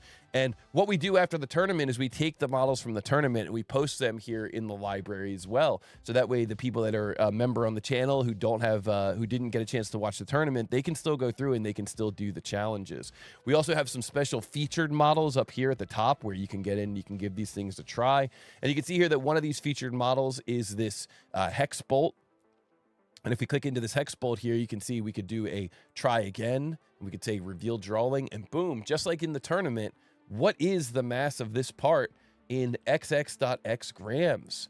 So you could get yourself in here using any 3D CAD system, and then you could try to type in an answer here, 69. Nope, that is not correct. And you can see if you could maybe come up with the correct answer. And you can see here that the average solve time for this one is 16 minutes and 42 seconds. And you can also see here that before we got into it, that there's been 132 people who have successfully solved this thing. And these guys are using a variety of CAD systems, not just SolidWorks or Fusion, but quite a variety of different CAD systems here from people trying to solve these challenges. If you get stuck on any of these challenges, you'll see here that at the beginning of the challenge, when you're looking at this dashboard, there's a section called tutorials. And when you go into the section called tutorials, you can see that there have been several people who've posted tutorials using different CAD systems. So if you get stuck, you can kind of get unstuck. Of course, if you're into this whole world of speed running and speed modeling, we've also got people who've gotten in here. Look at Lotos, got in here and speed modeled this thing in just 40 seconds. Holy smokes. And posted a video to prove it. If there's not a video, there's no proof. So 40-second speed run, really, really impressive there. And so you can see here that if you visit us at tootalltoby.com, if you access the full library, it's great for people who are just getting into 3D CAD because you can start out at level 1. All the tier 2 and the tier 1 models have tutorials, and we're going through and we're trying to make sure we've got tutorials for all the remaining levels. But you can kind of start out here at tier 1. You can say, I'm just ready to try out some beginners level CAD challenges, and then I'm going to work my way up to the higher level challenges. So if that all sounds good to you, be sure to visit us at tootalltoby.com. Got a great website there for people to try and learn how to do 3D CAD, and we're going to be adding these challenges from the tournament to that library. So you'll have a chance to actually try some of the challenges here from our library. All right, guys. Well, thank you so much to Practice Models for sponsoring the tournament. Unofficial sponsor of the tournament. Thank you, of course, to all of our sponsors, to Xometry, to Plasticity, to My Solidbox, and to 3D Connection for putting up the great prizes for our runners. Let's get into the second half of the show here. We've got M using Plasticity going up against Dom using SolidWorks. And so, as always, what we try to do is we try to get in here and make sure that these guys have a chance to practice, make sure that our technical practice is all ready. Man, what do you think? You think we're going to have some hard level models here in the second half, Phil? I think, yes. I think by far the practice model is going to be the worst. Oh. And then from there, it's going to be pretty easy sailing. We're going to get easier. Okay, that's good. Yeah, I think when we do the test model, that seems to be the worst, and then everything else gets semi-better. It just gets easier, right? It just gets easier after the practice model. We just got to get that practice model worked out. Whoops, hold on a second, guys, sorry. Oh, boy. Hold on a second, guys. I just messed something up.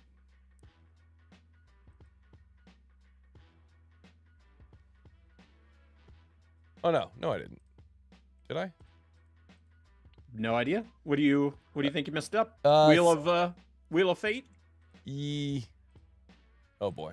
All right, that's all right. I'm willing to pick one. We're good, yeah. No, I messed up the runner's view. We'll fix it during the practice. All right, we'll just fix it during the practice. We'll figure this out. All right, guys, here we go. We're gonna get into our first practice model for these runners. We're gonna see some SolidWorks versus Plasticity. It's the kickoff here. We're gonna always have some hiccups during the kickoff. Here we go, guys. This practice battle between SolidWorks and Plasticity. Plasticity on the left, SolidWorks on the right. Begins in 3, 2, 1, go. What is the mass of this part in 0.xx pounds? It's a pounds model. It's made out of ABS. It's in inches, and this model is called Hockey Puck. Hockey Puck. So this one is in honor of you, Phil. You mentioned hockey earlier, so I real quick went in and made a model for a hockey puck. Bonus points if you put your favorite NHL team in chat. Yes, exactly. All right, so here we go. So this is what I did. I ended up inadvertently cropping the Plasticity screen instead of the SolidWorks screen. So now you guys see what I did. All right, here we go. We'll fix this real quick. You got to own up to your problems, right? Yeah, exactly. Make this a little bit bigger. Okay, and both of our runners are going through and modeling that thing up, and both of our runners are trying to come up with the mass. It looks like we've got Dom on the right using Solidworks. We've got M on the left using plasticity. Both of our runners look like they were able to get that thing created, and we've got M coming in with an answer 18.15. We've got Dom coming in with an answer 0.2605 pounds, and the correct answer is 0.26 pounds. So that point would go to Dom, but this is not actually for points. This is just our tech check, and it looks like everything is working well. We just want to make sure that just be aware there are going to be some challenges here in inches. So make sure that you have got your calculator set up for inches there, M. Inches and pounds. All right. Josh Kane says, I don't sports ball. Well, there you go. There you go. That's it. We got it all figured out. Guys, let's get into it here. Again, huge shout out to our Wheel of Fate sponsor, Plasticity, for helping us to randomize these challenges. If you guys haven't had a chance to see Plasticity yet, you can get true advanced Class A surfacing from Plasticity, and we're going to get a chance to see it in action here today. I'm going to give these things a little bit of a shuffle, and let us know in the chat, what do you think it's going to be? Challenge 1, Challenge 2, Challenge 3, or Challenge 4? Phil, you've been pretty spot on today. What are you feeling for this next one? Well, I'm going to go with 1 again. I've learned that, either I'm really, really bad luck or eventually it's got to hit, right? There we go. I like it. I like it. All right, well, let's give this thing a spin and see what happens. We got, let's see here. Guntus thinks it's going to be 3. Dom, 2. Rock thinks it's going to be 04. Berserk, 01. Gold Darren, 04. Jim U, 01. Scott makes a thing, 01. Richard W, 03. Mesa makes 02. D, Vicky Chong, 04. John thinks it's going to be 02. Mark thinks it's going to be 01. And Hugo Craft thinks it's going to be 03. Let's give this thing a spin. Let's see what happens. Here we go.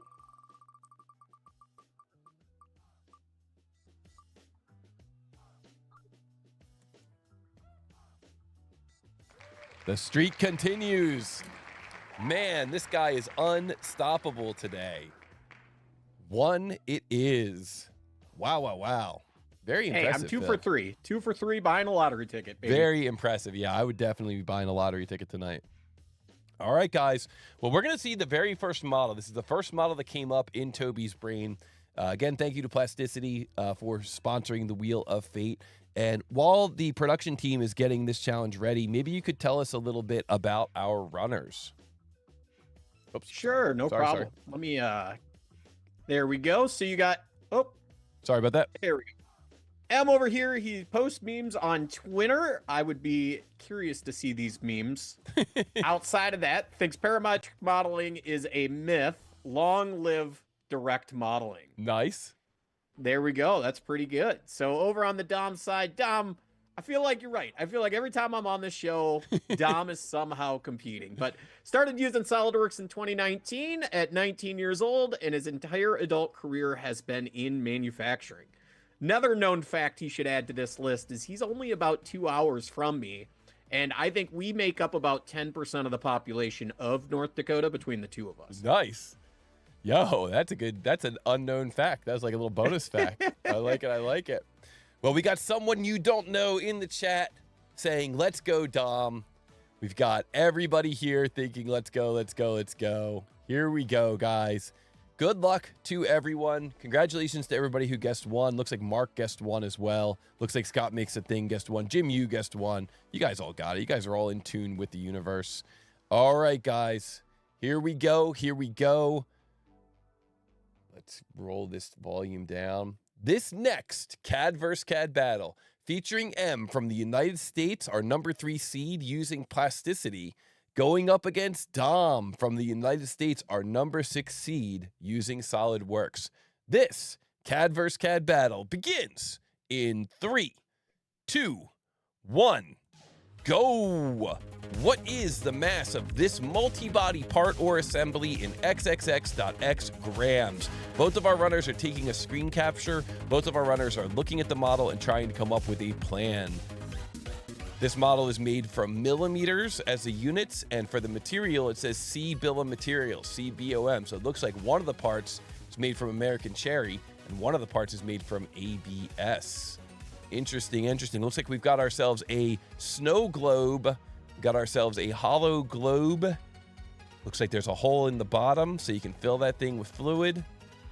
And it looks like there's a note here that says the globe seats perfectly in the base. There's no gap. So let's flip over to this CAD versus CAD battle and see what these guys come up with. So here we see we've got Dom on the right, and Dom looks like he has jumped in using SolidWorks and started his first sketch. And it looks like we've got M on the left with plasticity, taking his time, trying to come up with a game plan, trying to think about which features he's going to be using for this thing. It's great to be able to jump in right away and start creating CAD, but if you notice, it looks like Dom actually ran into a little bit of a hiccup. And so, is he able to clean that thing up? That's the question. Yeah, this is going to be an interesting one, to say the least. Look at how quickly plasticity was able to make that sphere. It's almost like he just was able to drag and drop that in from a primitive. That's interesting. He's probably looking at this thing more as primitives, like a sphere, cylinder. You know, there's different shapes where in SolidWorks or parametric modeling, we would look at it more like a sketch or revolve. You know, how do we go from a 2D sketch to a feature? Looks like in plasticity, it's more about kind of working from some base features. I like the comments in chat. Looks tougher than the snowshoe, right? I told you guys, I called it. I said the hockey puck's going to be the worst. But I also think, you know, it's one of those things that the easier the part, the harder it gets, by far. Yeah. Interesting to see Dom here. So in SolidWorks, we can do what's called multi-body design, but it looks like Dom has opted to turn this thing into an assembly with these different parts. Oh, and running into that SolidWorks bug with the whole Z-up template thing. Man. See how he handles this one. So, of course, the challenge with 3D CAD and with engineering in general is not just how to create one part, but how to create multiple parts that are all going to work together and fit together. And that certainly is the challenge with these components. You've got the sphere, the ball, the snow globe, and then you've got the wooden base, and the two components really need to fit together. You really need to figure out the geometry from one before you're going to be able to finish the geometry on the other. And so, very interesting. It is. It's one of those things that I hate to say it, and the Fusion people out there are probably wondering what you're talking about, because in the world of Fusion, you base everything off components. So if you stack a component in a component, it's an assembly. However, your file is a component, and if it has a body, it's just an individual component, right? Like right now, I feel like I'm safe to say it, but you could have drew all profiles in one set and then split them up later versus keeping them together. Yeah, exactly. So we're going to see what happens here. It looks like Dom is trying to do what we call an in-context feature here. He had to save the assembly before he was able to do that, and now he's probably going to be creating some type of an in-context feature here, whether that's a cavity or it looks like he opted to go with a cavity there. And I'm kind of glad he did. That was one of the gotchas with this model. You see how he was able to create a cavity there, but look what he left himself with. And so now he's gonna have to try to figure out how to clean that up. And of course, the whole world is watching, and so he's going to try to figure out how to do this as quick as possible. It's kind of like having the machinists out on the floor waiting for you to give them the model so they can start writing the G code. And so it's not always the prettiest solution. Sometimes you're just trying to get something that works. I don't think you understand that there's got to be a slip fit tolerance between these two parts. Yeah, exactly. The real thing I would be curious about is I hope Don's boss doesn't see him competing in these, because it might bring up a whole new world of problems at the end of the day. Oh, I love how he's doing this. He decided to split them into multiple bodies, and then he was able to use the delete body command. I love it. I think that's a great way to get there. But M is hot on his heels, getting this globe in place and getting this thing hollowed out. So this is definitely going to be close here. We're going to be watching both of our runners, trying to see how they solve this thing. These are not easy models, and we're less than 5 minutes into this challenge here. We might already be seeing an answer. Dom comes in with an answer, 277 grams. That is not correct. So Very, very nice. Very, very nice. But Dom is actually typing into the chat while he is competing. He says, with regards to your comment, his boss knows it's all good. So there you go. So Dom came in with an answer, 277 grams. That is not correct. So now what Dom is going to do is he's going to look at the drawing. He's going to look at his models. He's going to try to figure out what exactly he did wrong. What was he missing? Was he missing something that was on the print? And that ended up leading to the incorrect answer. He's going to make sure that after he finds one thing that was missing, that he's not missing anything else. Meanwhile, you can see M on the left is now already moving on to that rectangular base. So this is where the pressure really kicks in. We've got Dom on the right here trying to model this thing up, trying to figure out what he was missing. We've got M on the left using plasticity. This is, you know, I might have to fire this up next week on my YouTube channel and model these on my end and call it the old Throwback Thursday. Yeah. Or should I call it Too Tall Toby Thursday? Well, Dom comes in with the second answer here, Phil, and the answer is 175.5 grams, and that is not correct. Not correct. So I'm sorry, Dom. That is two incorrect answers. It looked like you were on the right track. Any idea how to change this Z-axis problem? Yes, indeed. We do have an idea how to fix that. You got to make better templates, new templates. But wow, and Jim Yu calling for the Clock of Doom. And yes, indeed, it is time for the Clock of Doom. So the way that the CAD tournament works here, the Too Tall Toby speed modeling tournament works, is if one of our runners answers incorrectly twice, then they can no longer earn the point. However, the other runner needs to come up with the correct answer in order to earn the point. And so Dom has answered incorrectly 2 times, and now it's going to be up to M to come up with the correct answer, but he's only going to have 5 minutes to come up with that correct answer. If M cannot come up with the correct answer, we all win, because we get to see another match between these two titans. So I thought you were going to say we all win a taco from Taco Bell. And we all win a taco from Taco Bell.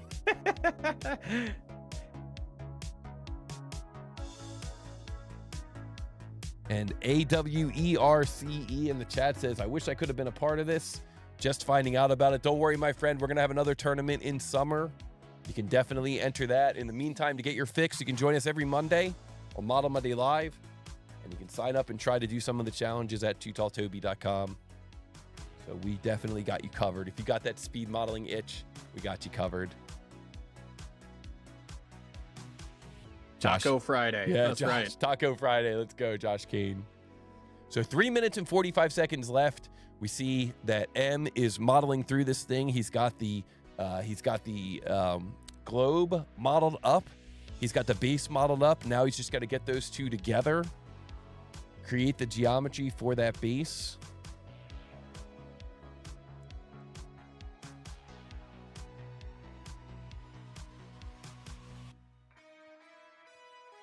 Of course, if neither of our runners get it, we will ask the chat. We're not going to ask the chat yet, but if you're out there in the chat and you're modeling this, I know AREWCE, you said you think you got this. Well, listen, just wait till the end, and if neither of our runners get it, you can you'll have a chance to answer in the chat.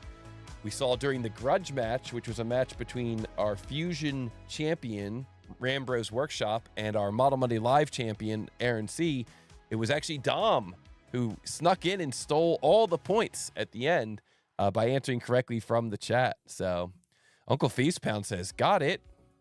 I think. He's not sure if he's actually got it. Interesting to see M here on the left using plasticity, doing the same, running into the same issue that Dom ran into, but look at how differently he's able to resolve it. That is pretty cool. With plasticity, you can just kind of push-pull surfaces. Their direct editing solvers are super advanced compared to some of the CAD systems I've used. And I love seeing that kind of push-pull resizing from plasticity. Shout out to plasticity. Not only a competitor today, but also sponsoring the tournament. Love it, love it, love it. You can pronounce my name, A. Ruse. You got it, my man. Big B from AZ says, dirty, Dom. Dirty, dirty, dirty. It's always crazy seeing a new CAD software like plasticity out there, where I'm not saying anything bad about this, and I'm not saying anything bad about the person. It's that software looks amazing in those crazy niche workflows. Mm-hmm. But some simpler stuff like this might be a little bit painful, where we have that on the Autodesk side too, where Power Mill is a 5-axis software. And if you try to use it for 3-axis, you'll lose your mind because it's so overly complex. Well, I gotta say, I'm super impressive seeing M work through this, and like that challenge there, you know, those two faces are supposed to be coplanar. It's so cool how he's able just to pick the one face and then bring them together and make them coplanar. So really, really impressive seeing this. This is so cool. 100%. I saw some of that direct model editing and feature manipulation in the demo videos, and I could think back to times where I wish I had tools like that. Yeah, for sure. There's definitely been spots. Mehtab in the chat says, I know how this clock of doom makes you feel, so much heartbeat. Yeah. Agree. All right, so we're coming down to the final 30 seconds here.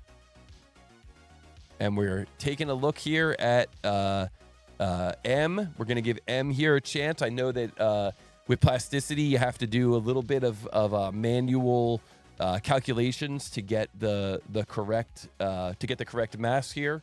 So we're going to give M a chance here to get that correct answer in. But here we are. We're coming down. M going for a buzzer beater. He's gonna have to get that mass for both of those parts. So we may give him like a small little buffer here. Kind of want to see what his answer is. Mehtab counting it down. Let's go. And M coming in with an answer, 167 grams. And that is so close, but that is not correct. It's very, very close. It's going to be a heartbreaker. Guys, if you guys out there in the chat were able to come up with the correct answer, go ahead and type it into the chat. Dom, if you were able to come up with the correct answer, type it into the chat. So we see here Dom coming in 167.88, Andrew 167.88, Adrian 167.88. Yes, that is correct. 167.9 is the correct answer. The tolerance is plus or minus 0.1 grams. But wow, super impressive there from our plasticity runner. And well done. He had it correct, but I guess forgot the decimals. Yep, that may have been what it was. We are looking for that answer. 167.9 was the correct answer there. So close from M. Wow. Very, very impressive. Aru's coming in 170, a little bit high there. 167.9 plus or minus 0.1. But guys, let's go. We're going to continue on here in this tournament. Well done. GG to both of our runners. Nobody earned a point there to move on to the next round, but that's okay. We got plenty of models here for everyone. So we're going to go back to plasticity. You guys got a chance to see plasticity in action there. And plasticity is also sponsoring our Wheel of Fate today. Let's consider that one a warm-up. Yeah, it's just a warm-up. It's all good. No points awarded. What is it going to be here? Here we go. Dom says that was a long practice round. Yes, indeed. Scott makes a thing asking maybe plasticity has scripting. I had to do a bit of scripting to get the same mass functionality that the parametric guys have. Of course, Scott makes a thing using Rhino. So definitely something to look out for there. Big B from AZ thinks it's going to be drawing number 4. Jim Yu thinks it's going to be drawing number 2. And Phil, what do you think it's going to be? What drawing we're going to see next? Oh man, I don't know. This is a tough one. Let's go in between. Let's go 3. Let's go with 3. I like it. All right, guys, here we go. The Wheel of Fate. I'm going to do a little shuffle here. Shuffle, and spin. Love seeing our competitors trying to troubleshoot through that thing. Such a heartbreaker there for M. But we move on to drawing number 4. Let's go. All right, guys, here we go. Found out my MMGS template is set with Z-up orientation. Yeah, exactly. It's a template. You got to get rid of that. Get that template out of there. All right, guys. Welcome to the next match between these Titans. And Phil, maybe while the production team is getting the drawings ready, you could maybe let us know a little bit more about our runners. Whoops, sorry about that. Phil. There we go. Maybe you could let us know a little more about our runners. So you got M over there that quit his job at Apple designing iPhones to get great engineering or to build great engineering software. He's also a licensed professional engineer. That's awesome to hear. And then you got Dom on the other side that enjoys the outdoors, designing, building projects, and has a pet quacker parrot named Bella. Quaker. Quacker. Duck season's over, but I'm still thinking about it if you guys can't tell. Yeah, I like it. Well, guys, that was quite a match there between those runners, and I can't wait to see what the next one has in store. So let's get into it here, and good luck to both of our runners. Very cool to see M here. I know that in his fun facts, it says he's a founder at, I think it was Work. We'll have to see it when we get to the CAD versus CAD. But, well, actually, let's just, no, I don't want to flip over because I don't want to spoil. So I wonder if that's the great engineering software that he's building. And of course, also a licensed professional engineer. Very cool. All right, guys, here we go. Dom says, I enjoy the outdoors and designing building projects. Cool. Very cool. All right, guys, here we go. This next CAD versus CAD battle between M from the United States running Plasticity, our number 3 seed, going up against Dom using SolidWorks, our number 6 seed from the United States. This CAD versus CAD battle begins in 3. Oh, sorry. This CAD versus CAD battle, of course, is also sponsored in part by our friends over at Xometry. We got to give a huge shout out to our friends over at Xometry as well. Don't forget, you guys can use the discount code Toby20 CAD to save $200 on your first order, and that coupon code will be available until the end of February. And here we go. This CAD versus CAD battle begins in 3, 2, 1, go! What is the mass of this multi-body part or assembly in XX.X pounds? We got another challenge here in inches. Guys, this is in inches and pounds. Inches and pounds. The unit system, I apologize, the unit system says mmgs. That should say inches. This is in inches. Little mistake there on the drawing. My bad. That unit system is inches. This is a challenge in inches. So make sure you're using inches there. And then this is in pounds. And we see here that this is a multi-body, multi-material challenge in inches. And all these dimensions are in inches. Let me just type that in here as well. In inches. Go. So both of our runners looking at this thing. Let's flip over to this CAD versus CAD battle. We've got M on the left using Plasticity. We got Dom on the right using SolidWorks. And looks like they've both looked at this thing. I saw Mehtab in the chat said, this is the easiest one today. Still hard. Shows the increase of level. Yes. True. So both of our runners looking at this thing. This is right in Dom's wheelhouse, huh? He likes the outdoors and he likes building projects. This is a true outdoor project if ever there was one. Mehtab says, I don't listen to the chat. I can see the Plasticity user interface as the grid snaps to 1 inch. So, and units is set to inch. So I think M got it as well. So we're good. And founder at Work, WORK. So I wonder if that's the company he was talking about.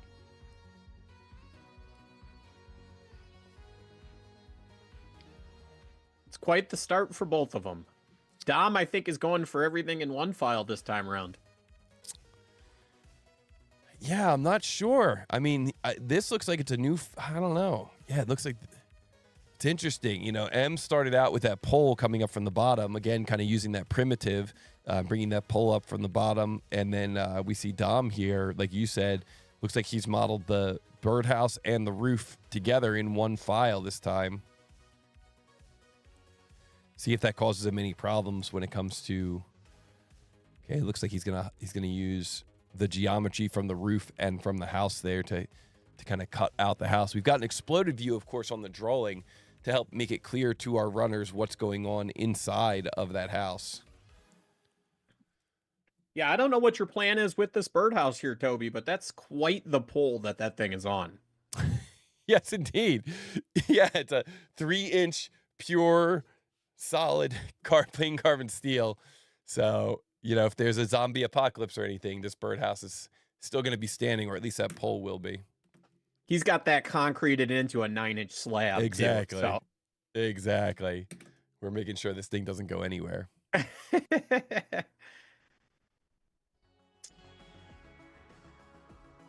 It is quite interesting because, again, now we're seeing plasticity really take off in M's case, where he's cranking along on this now. Yeah, really moving through this thing quickly, and really, really interesting how well plasticity is able to get this geometry into the state that he needs it in. And now we see he's got that extra face, and then boom, he just clicks on it and pushes it right through, and now that face is gone. Very, very cool.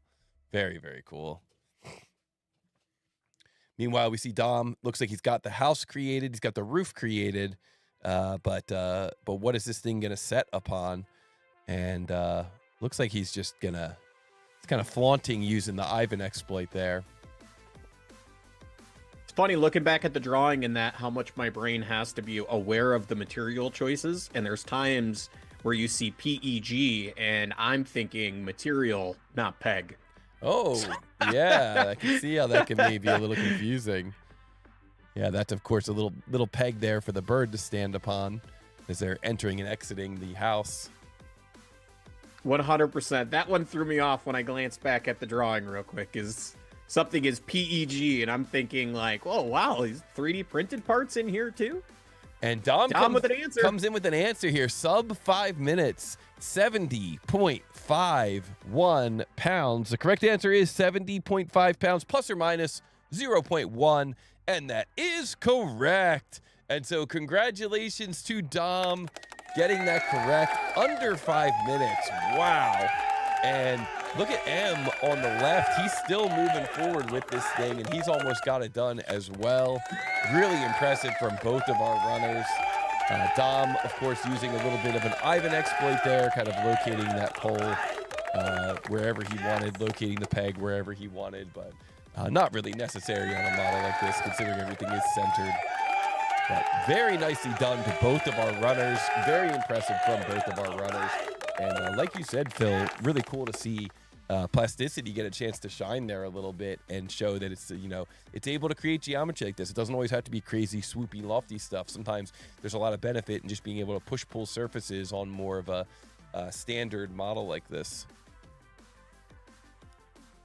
Let's put a GG in the chat for our winner, for Dom.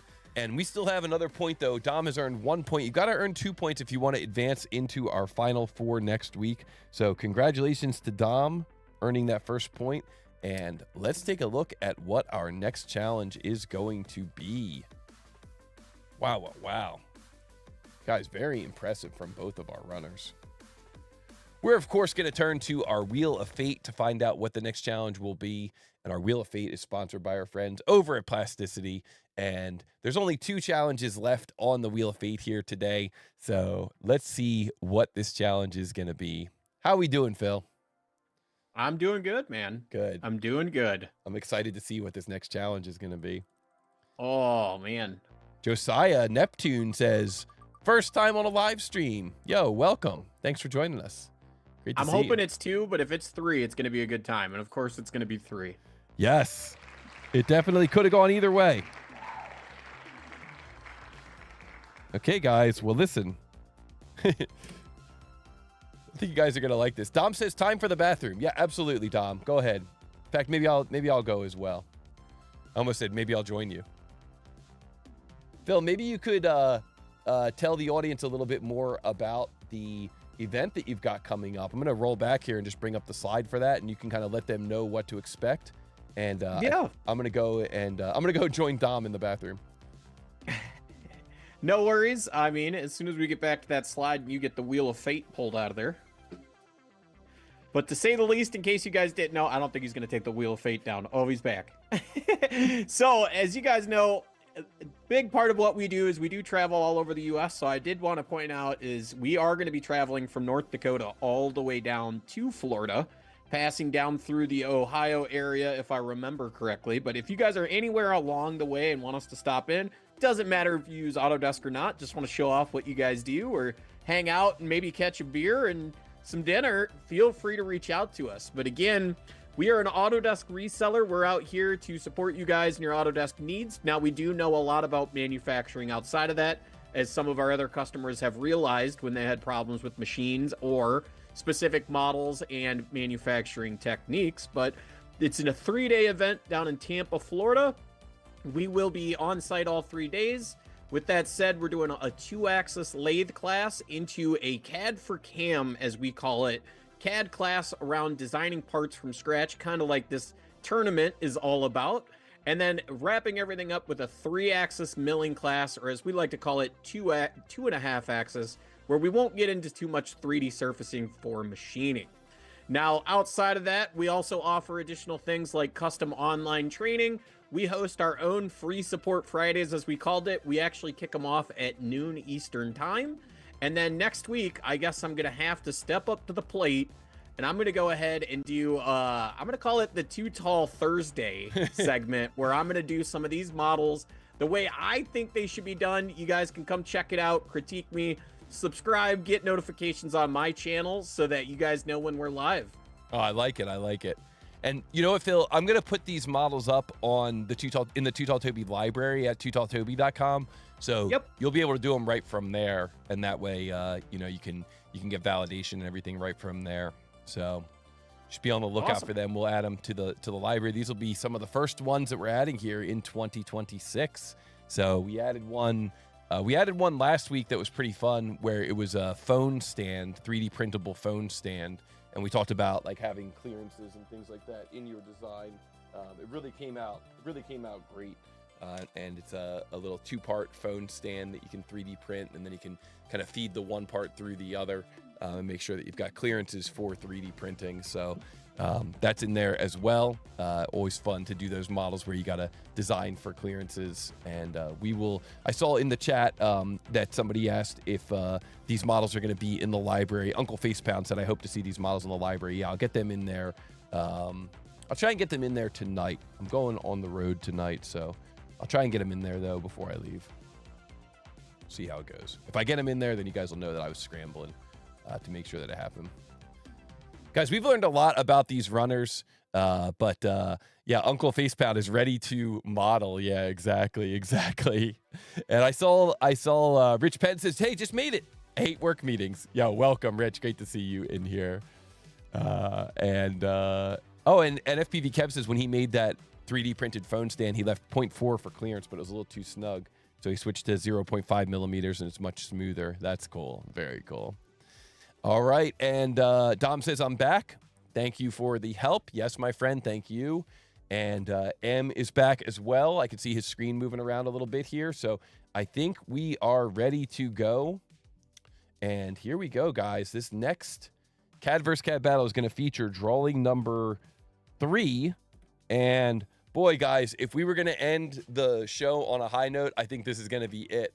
So this is also one that I was very excited to model up. I think you guys are going to like this. It's going to be a little bit more on the complicated side. It's going to be a lot of fun to see how our 2 CAD users come up with a solution for this.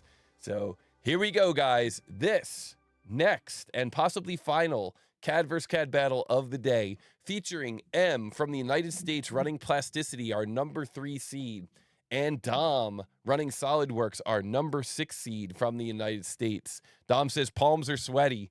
Here we go, guys. This CAD vs. CAD battle begins in 3, 2, 1, go. What is the mass of this multi-body part or assembly? In xx.xx grams. Tolerance is plus or minus 0.4 grams. You can see that part 1 is an aluminum ring, 6061 aluminum ring. Part 2 is this kind of star shape. And you can see that in part 2, there's the wire fits perfectly in that sleeve. There's no gap for the wire. And good luck to our runners. This is a ski pole basket. Ski pole basket here for our final model of the day. And wow, this is a cool model. Let's take a look and see what our runners are coming up with. So we can see that we've got M on the left running Plasticity. We can see we've got Dom on the right running Solidworks. Dom has 1 point. If he can lock down this second point, then he is going to move on in the tournament to the final 4. We see that Dom is looking at this thing almost in a section view, modeling up this kind of central hub shape using the geometry from the section view. You see M on the left decided to start out by creating that ring. That's what I would have done as well. Whether I was using Plasticity or Solidworks or another CAD package, I would have started out with the ring. So we'll see where he goes with this.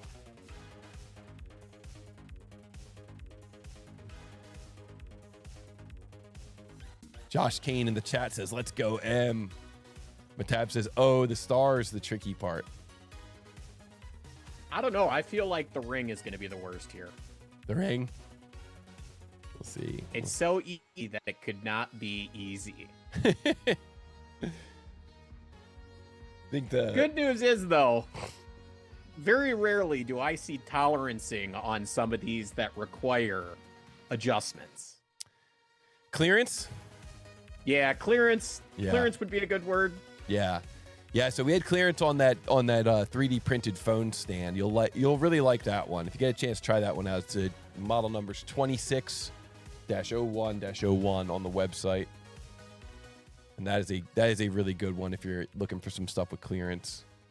Looks like Plasticity over there is doing a little bit of a split body move. Mm-hmm. I was waiting. I didn't know if there was going to be like a draft or something like that. I should say M for you guys. M is, yeah. I was waiting for a split face into something like a draft, but who knows? Well, it's interesting if you see I'm looking back over at Dom's screen now, but yeah, I am interested to see what he does with that split draft at the top of that model to create that kind of chamfer on Plasticity. Yeah, that's pretty cool. On Dom's screen, I was kind of watching what he was doing on his screen. So what makes this part really tricky, and I think that he saw it sooner rather than later. What makes this part tricky is that where the star connects to the ring, the little sleeves are wider than the arm coming from the star. And so what I mean by that is you have to kind of be aware of how you're doing your trimming, how you're doing your cutting there, because the arms of the star have to blend into the sleeve. And that's kind of the spokes, right? Yeah, and that's kind of the tricky part about this. Mehtab says Dom is losing using a sketch pattern. Automatic minus 20 points. 20-second penalty. 20-second penalty. Exactly. He's got to hold still, not move his mouse for 20 seconds. Exactly. This is interesting, though. It's crazy to me to think that, like, I've debated a couple times. I've went, and then I look at the leaderboard, and I'm like, man, I don't think there's any way I could model some of this stuff as fast as some of these guys. And then you get into the competition, and maybe it's my overconfidence, where I'm like, I could do this part. This part ain't that bad. But when I see some of you guys out there, and you record your videos, man. They are so fast. Yeah. Yeah. It's I really... also got to say, a lot of you out there, though, probably practice it multiple times, then record. I'm a one and done kind of guy. I'm not going back again. Yeah. Yeah, that's the truth. I mean, you know, that's kind of like the speed running mentality. When you're qualifying, you have the ability to do it over and over and over again. And, you know, that's what part of being a speed runner is. And it's also, you're doing 3 models in a row instead of just one single model. So that kind of changes the dynamic as well. But, yeah, really interesting to see here. It looks like Dom is creating the geometry here for the star, but is maybe just trying to figure out like what exactly that geometry is supposed to look like. And it's funny in the chat. I was watching Mehtab in the chat when Dom was trying to define that sketch. He said, see, he can't define it because it's a sketch pattern. Very funny. It looks slow, but when I try it, it takes me so much time. Omri says in the chat. Yeah, that's what I think as well. A lot of times I see these times go up and I think like, oh, I could do it faster. And then when I actually try to do it, I'm like, dang, this actually does take a while. And I guess that's it's a different world when you're not able to study a drawing, model it multiple times, and then, you know, make your final run at it. Here, you're under the pressure, under the heat. Look at Dom using flip side to cut and feature scope on that. Wow. Very impressive. Creating that star and getting that see that where the leg of the star runs into that sleeve, which is like a cylinder that's running around you know, a circle. That's where I think it's, you know, where it's really tricky and where you could definitely end up spending a lot of times, and it looks like Dom was able just to get right through that. That's something that yeah, very, very impressive. There's definitely, according to the drawing, you got to pay attention to the way it's dimensioned to make sure that you are parallel and or perpendicular to certain features. Yes, exactly. Sometimes that's part of the challenge too, just making the drawings. But it looks like Dom is assigning some materials. He may be coming down the home stretch here. He's kind of giving this thing a second look, making sure that it's okay. But holy smokes, that was really, really. I'm almost at a loss for words. I thought that was going to take them a lot longer to get through that intersection. And Dom comes in with an answer, and it looks like his answer here is 114.98 grams or 115 grams, and that is not correct. That is not correct. So, not correct. So, Dom is going to take a look at his model, 114.98 or 115 grams, I guess you could call it. That is not correct. So we're looking for the answer here, or .90. Actually, it would be .90. So we're looking for the answer here in XX.XX grams. So Dom, looking at his model, double checking his materials.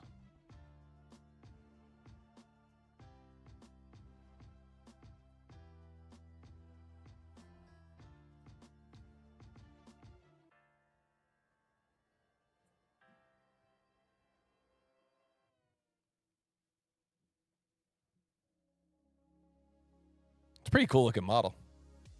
It is. That's quite a neat one. Yeah. I'm thinking in my brain about the fact that it would probably be plastic injection molded, which would be like very interesting to see some dyes. Yeah, like an over mold. Yeah. Yeah, that's kind of what I was thinking too when I was modeling it.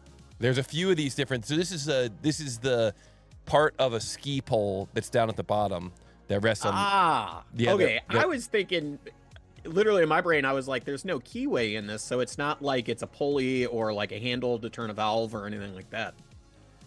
But it does make sense now that you talk about it, is because the whole idea here was for the winter theme. And Dom comes in with his revised answer, 29.08 grams, and that is not correct. That is not correct. Wow, that is not correct. So Dom, looking at his model, 29.08 grams. That is not correct. So I'm sorry, Dom, but that is not correct. And Dom is no longer eligible for the point. And so we bring up the clock of doom. And this is going to give M 5 more minutes to try to solve this thing. 5 more minutes to try to solve this thing. Everyone in the chat is wondering how Dom got sheet metal into his design, trying to figure out how there's a sheet metal feature in the tree. Everyone is very impressed with that. But the sheet metal feature aside, Dom was not able to come up with the correct mass. I was super impressed with his model and what he was doing with this model. It looked really cool how he was doing it. But guys, this is going to open the door for M and plasticity. Looking at this model here and trying to work through and figure out what M can do to get this model into the desired shape. We see that he's creating this kind of 5-sided star here, picking up on these different regions. You don't really see sketching too much in plasticity. Usually you see all the different shapes themselves, but pretty cool to see that he's able to actually get in here and sketch some geometry and lock this geometry in. Meanwhile, we've got Dom on the right. Maybe I'll just move this clock of doom so that we can kind of see how he's troubleshooting. I always think it's so interesting to see how they do their troubleshooting. So we'll move the clock of doom out of the way so we can see. Right? Definitely one of those things that now that you've gotten the wrong answer, you got to go back and try to figure out why it was the wrong answer.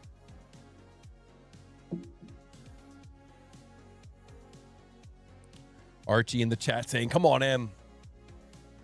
Let's go. Let's do this.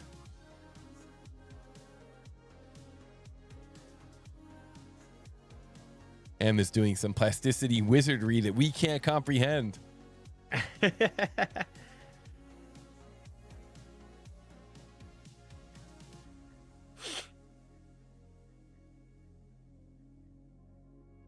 I'd be curious to know. I would assume M comes from another software at the end of the day, or another CAD software, correct? Aside from plasticity, you're saying? Yeah. No, I'm not sure what his background is. It'd be interesting to hear because I think, like, looking at some of his modeling that was techniques, cool it's looking. very You see that? That was really cool looking. that super neat, Yeah, super neat the way that all just popped together like that. That was cool. Very, very cool. It makes me think, and I'm not trying to naysay it, like working with construction paper. Whew. Yeah, very, very cool.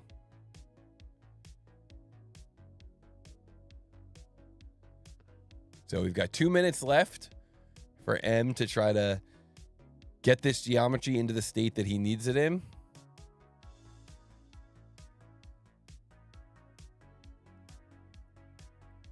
If you out there are trying on your own, just go ahead and hit us with the I got it in chat so we know if you think you got it.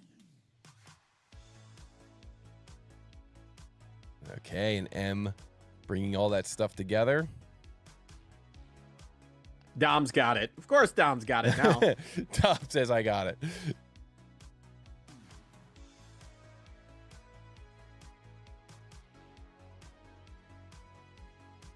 Toby surely thought of this scenario while modeling these parts. Yeah. I gotta say, you guys think it's hard to remodel a part? Try to be the one to come up with a part. That's the worst. There is not anything out there worse than that.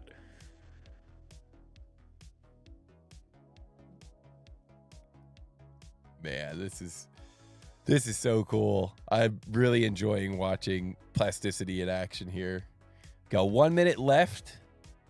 We're gonna see if M can get in here and make the kind of final touches on this thing that he needs.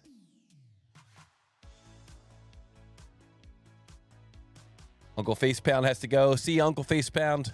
Good seeing you in here.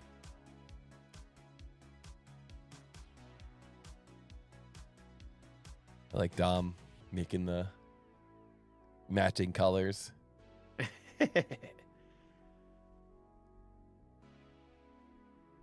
Guys, if you're out there and you've been modeling this in just a few moments, if we don't see a correct answer come in from M, then we're gonna let the audience let us know if they got it correct. M always going for those buzzer beaters. Loves keeping us in suspense. Yes, exactly.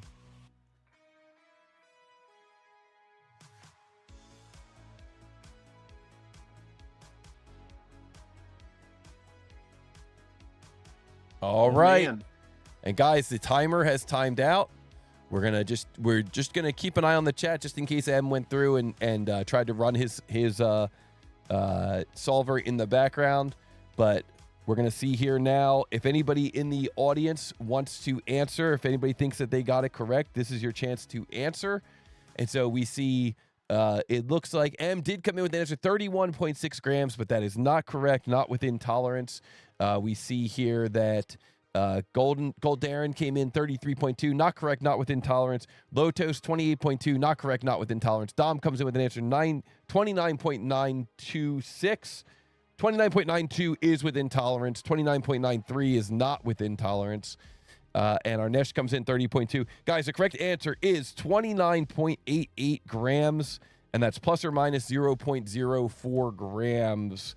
So 29.88 grams is the correct answer. 29.88. I think that if we go back to the full screen here, I think that the issue is that the dimensions that are in the detail view in the upper left area of the drawing, 7 millimeters and 14 millimeters, those dimensions are coming off of the center line, the 72-degree center line, and those dimensions are parallel to that center line.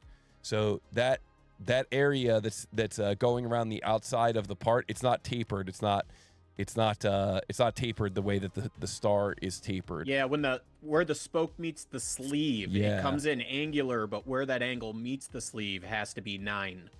Yeah. 9 millimeters there where it meets it, and then the sleeve itself is kind of squared up against that sidewall. Mehtab says, "What a detail."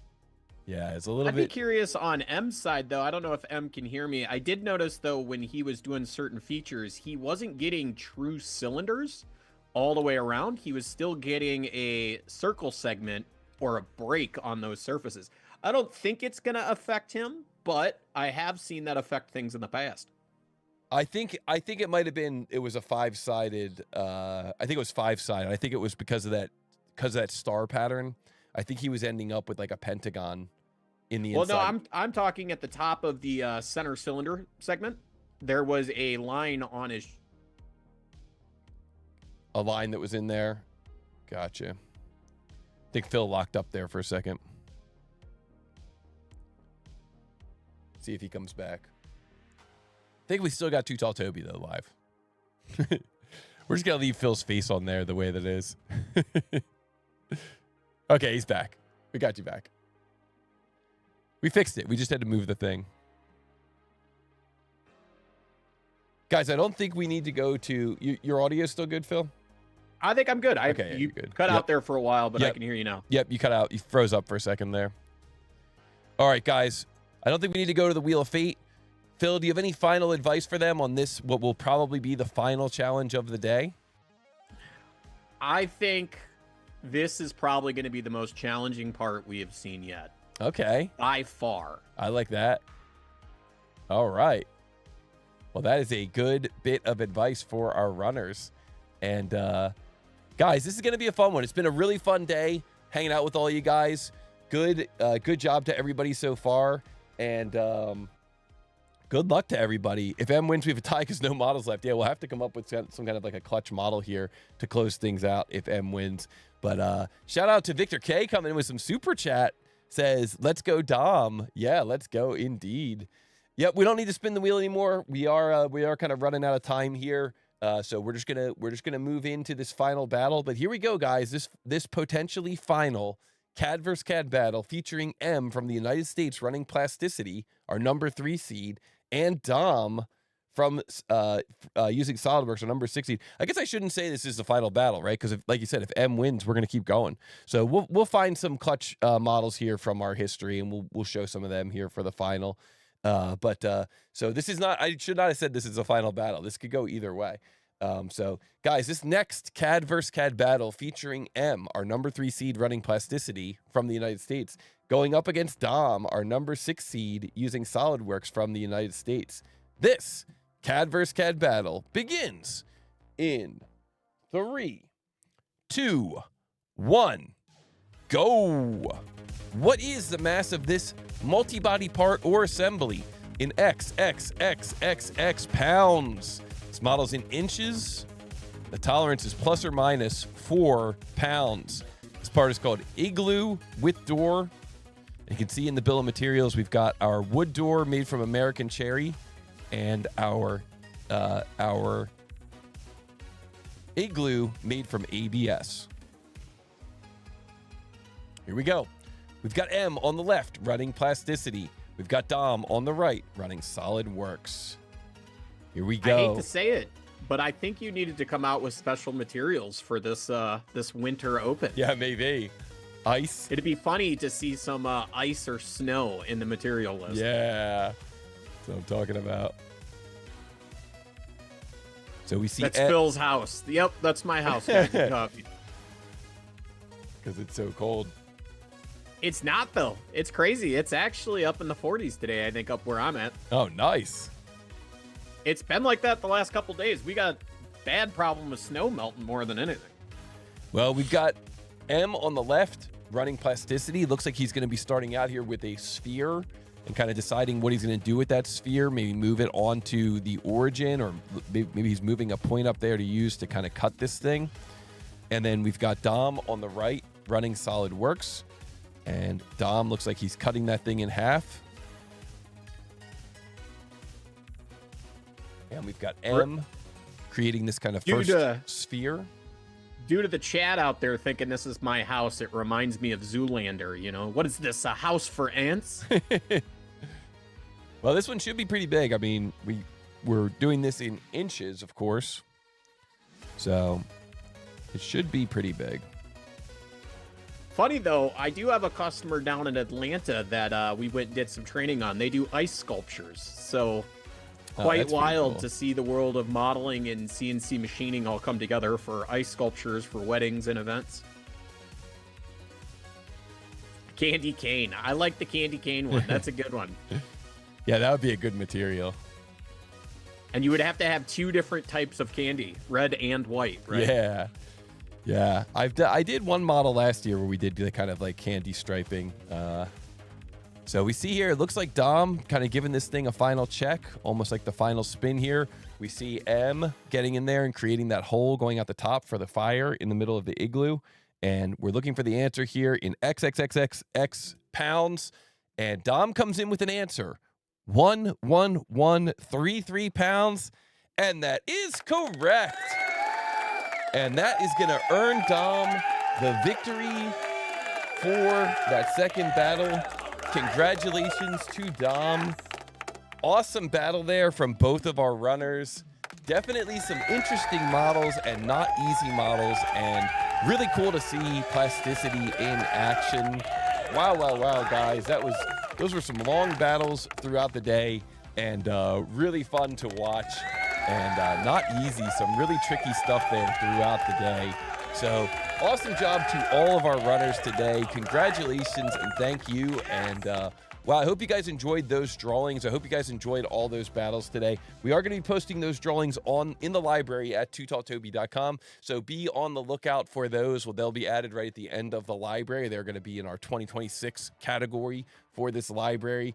And Phil coming in with some Too Tall Toby gift memberships. Thank you, my friend. Wow, you're too kind. You already gave so much from being here today. So thank you for joining us today.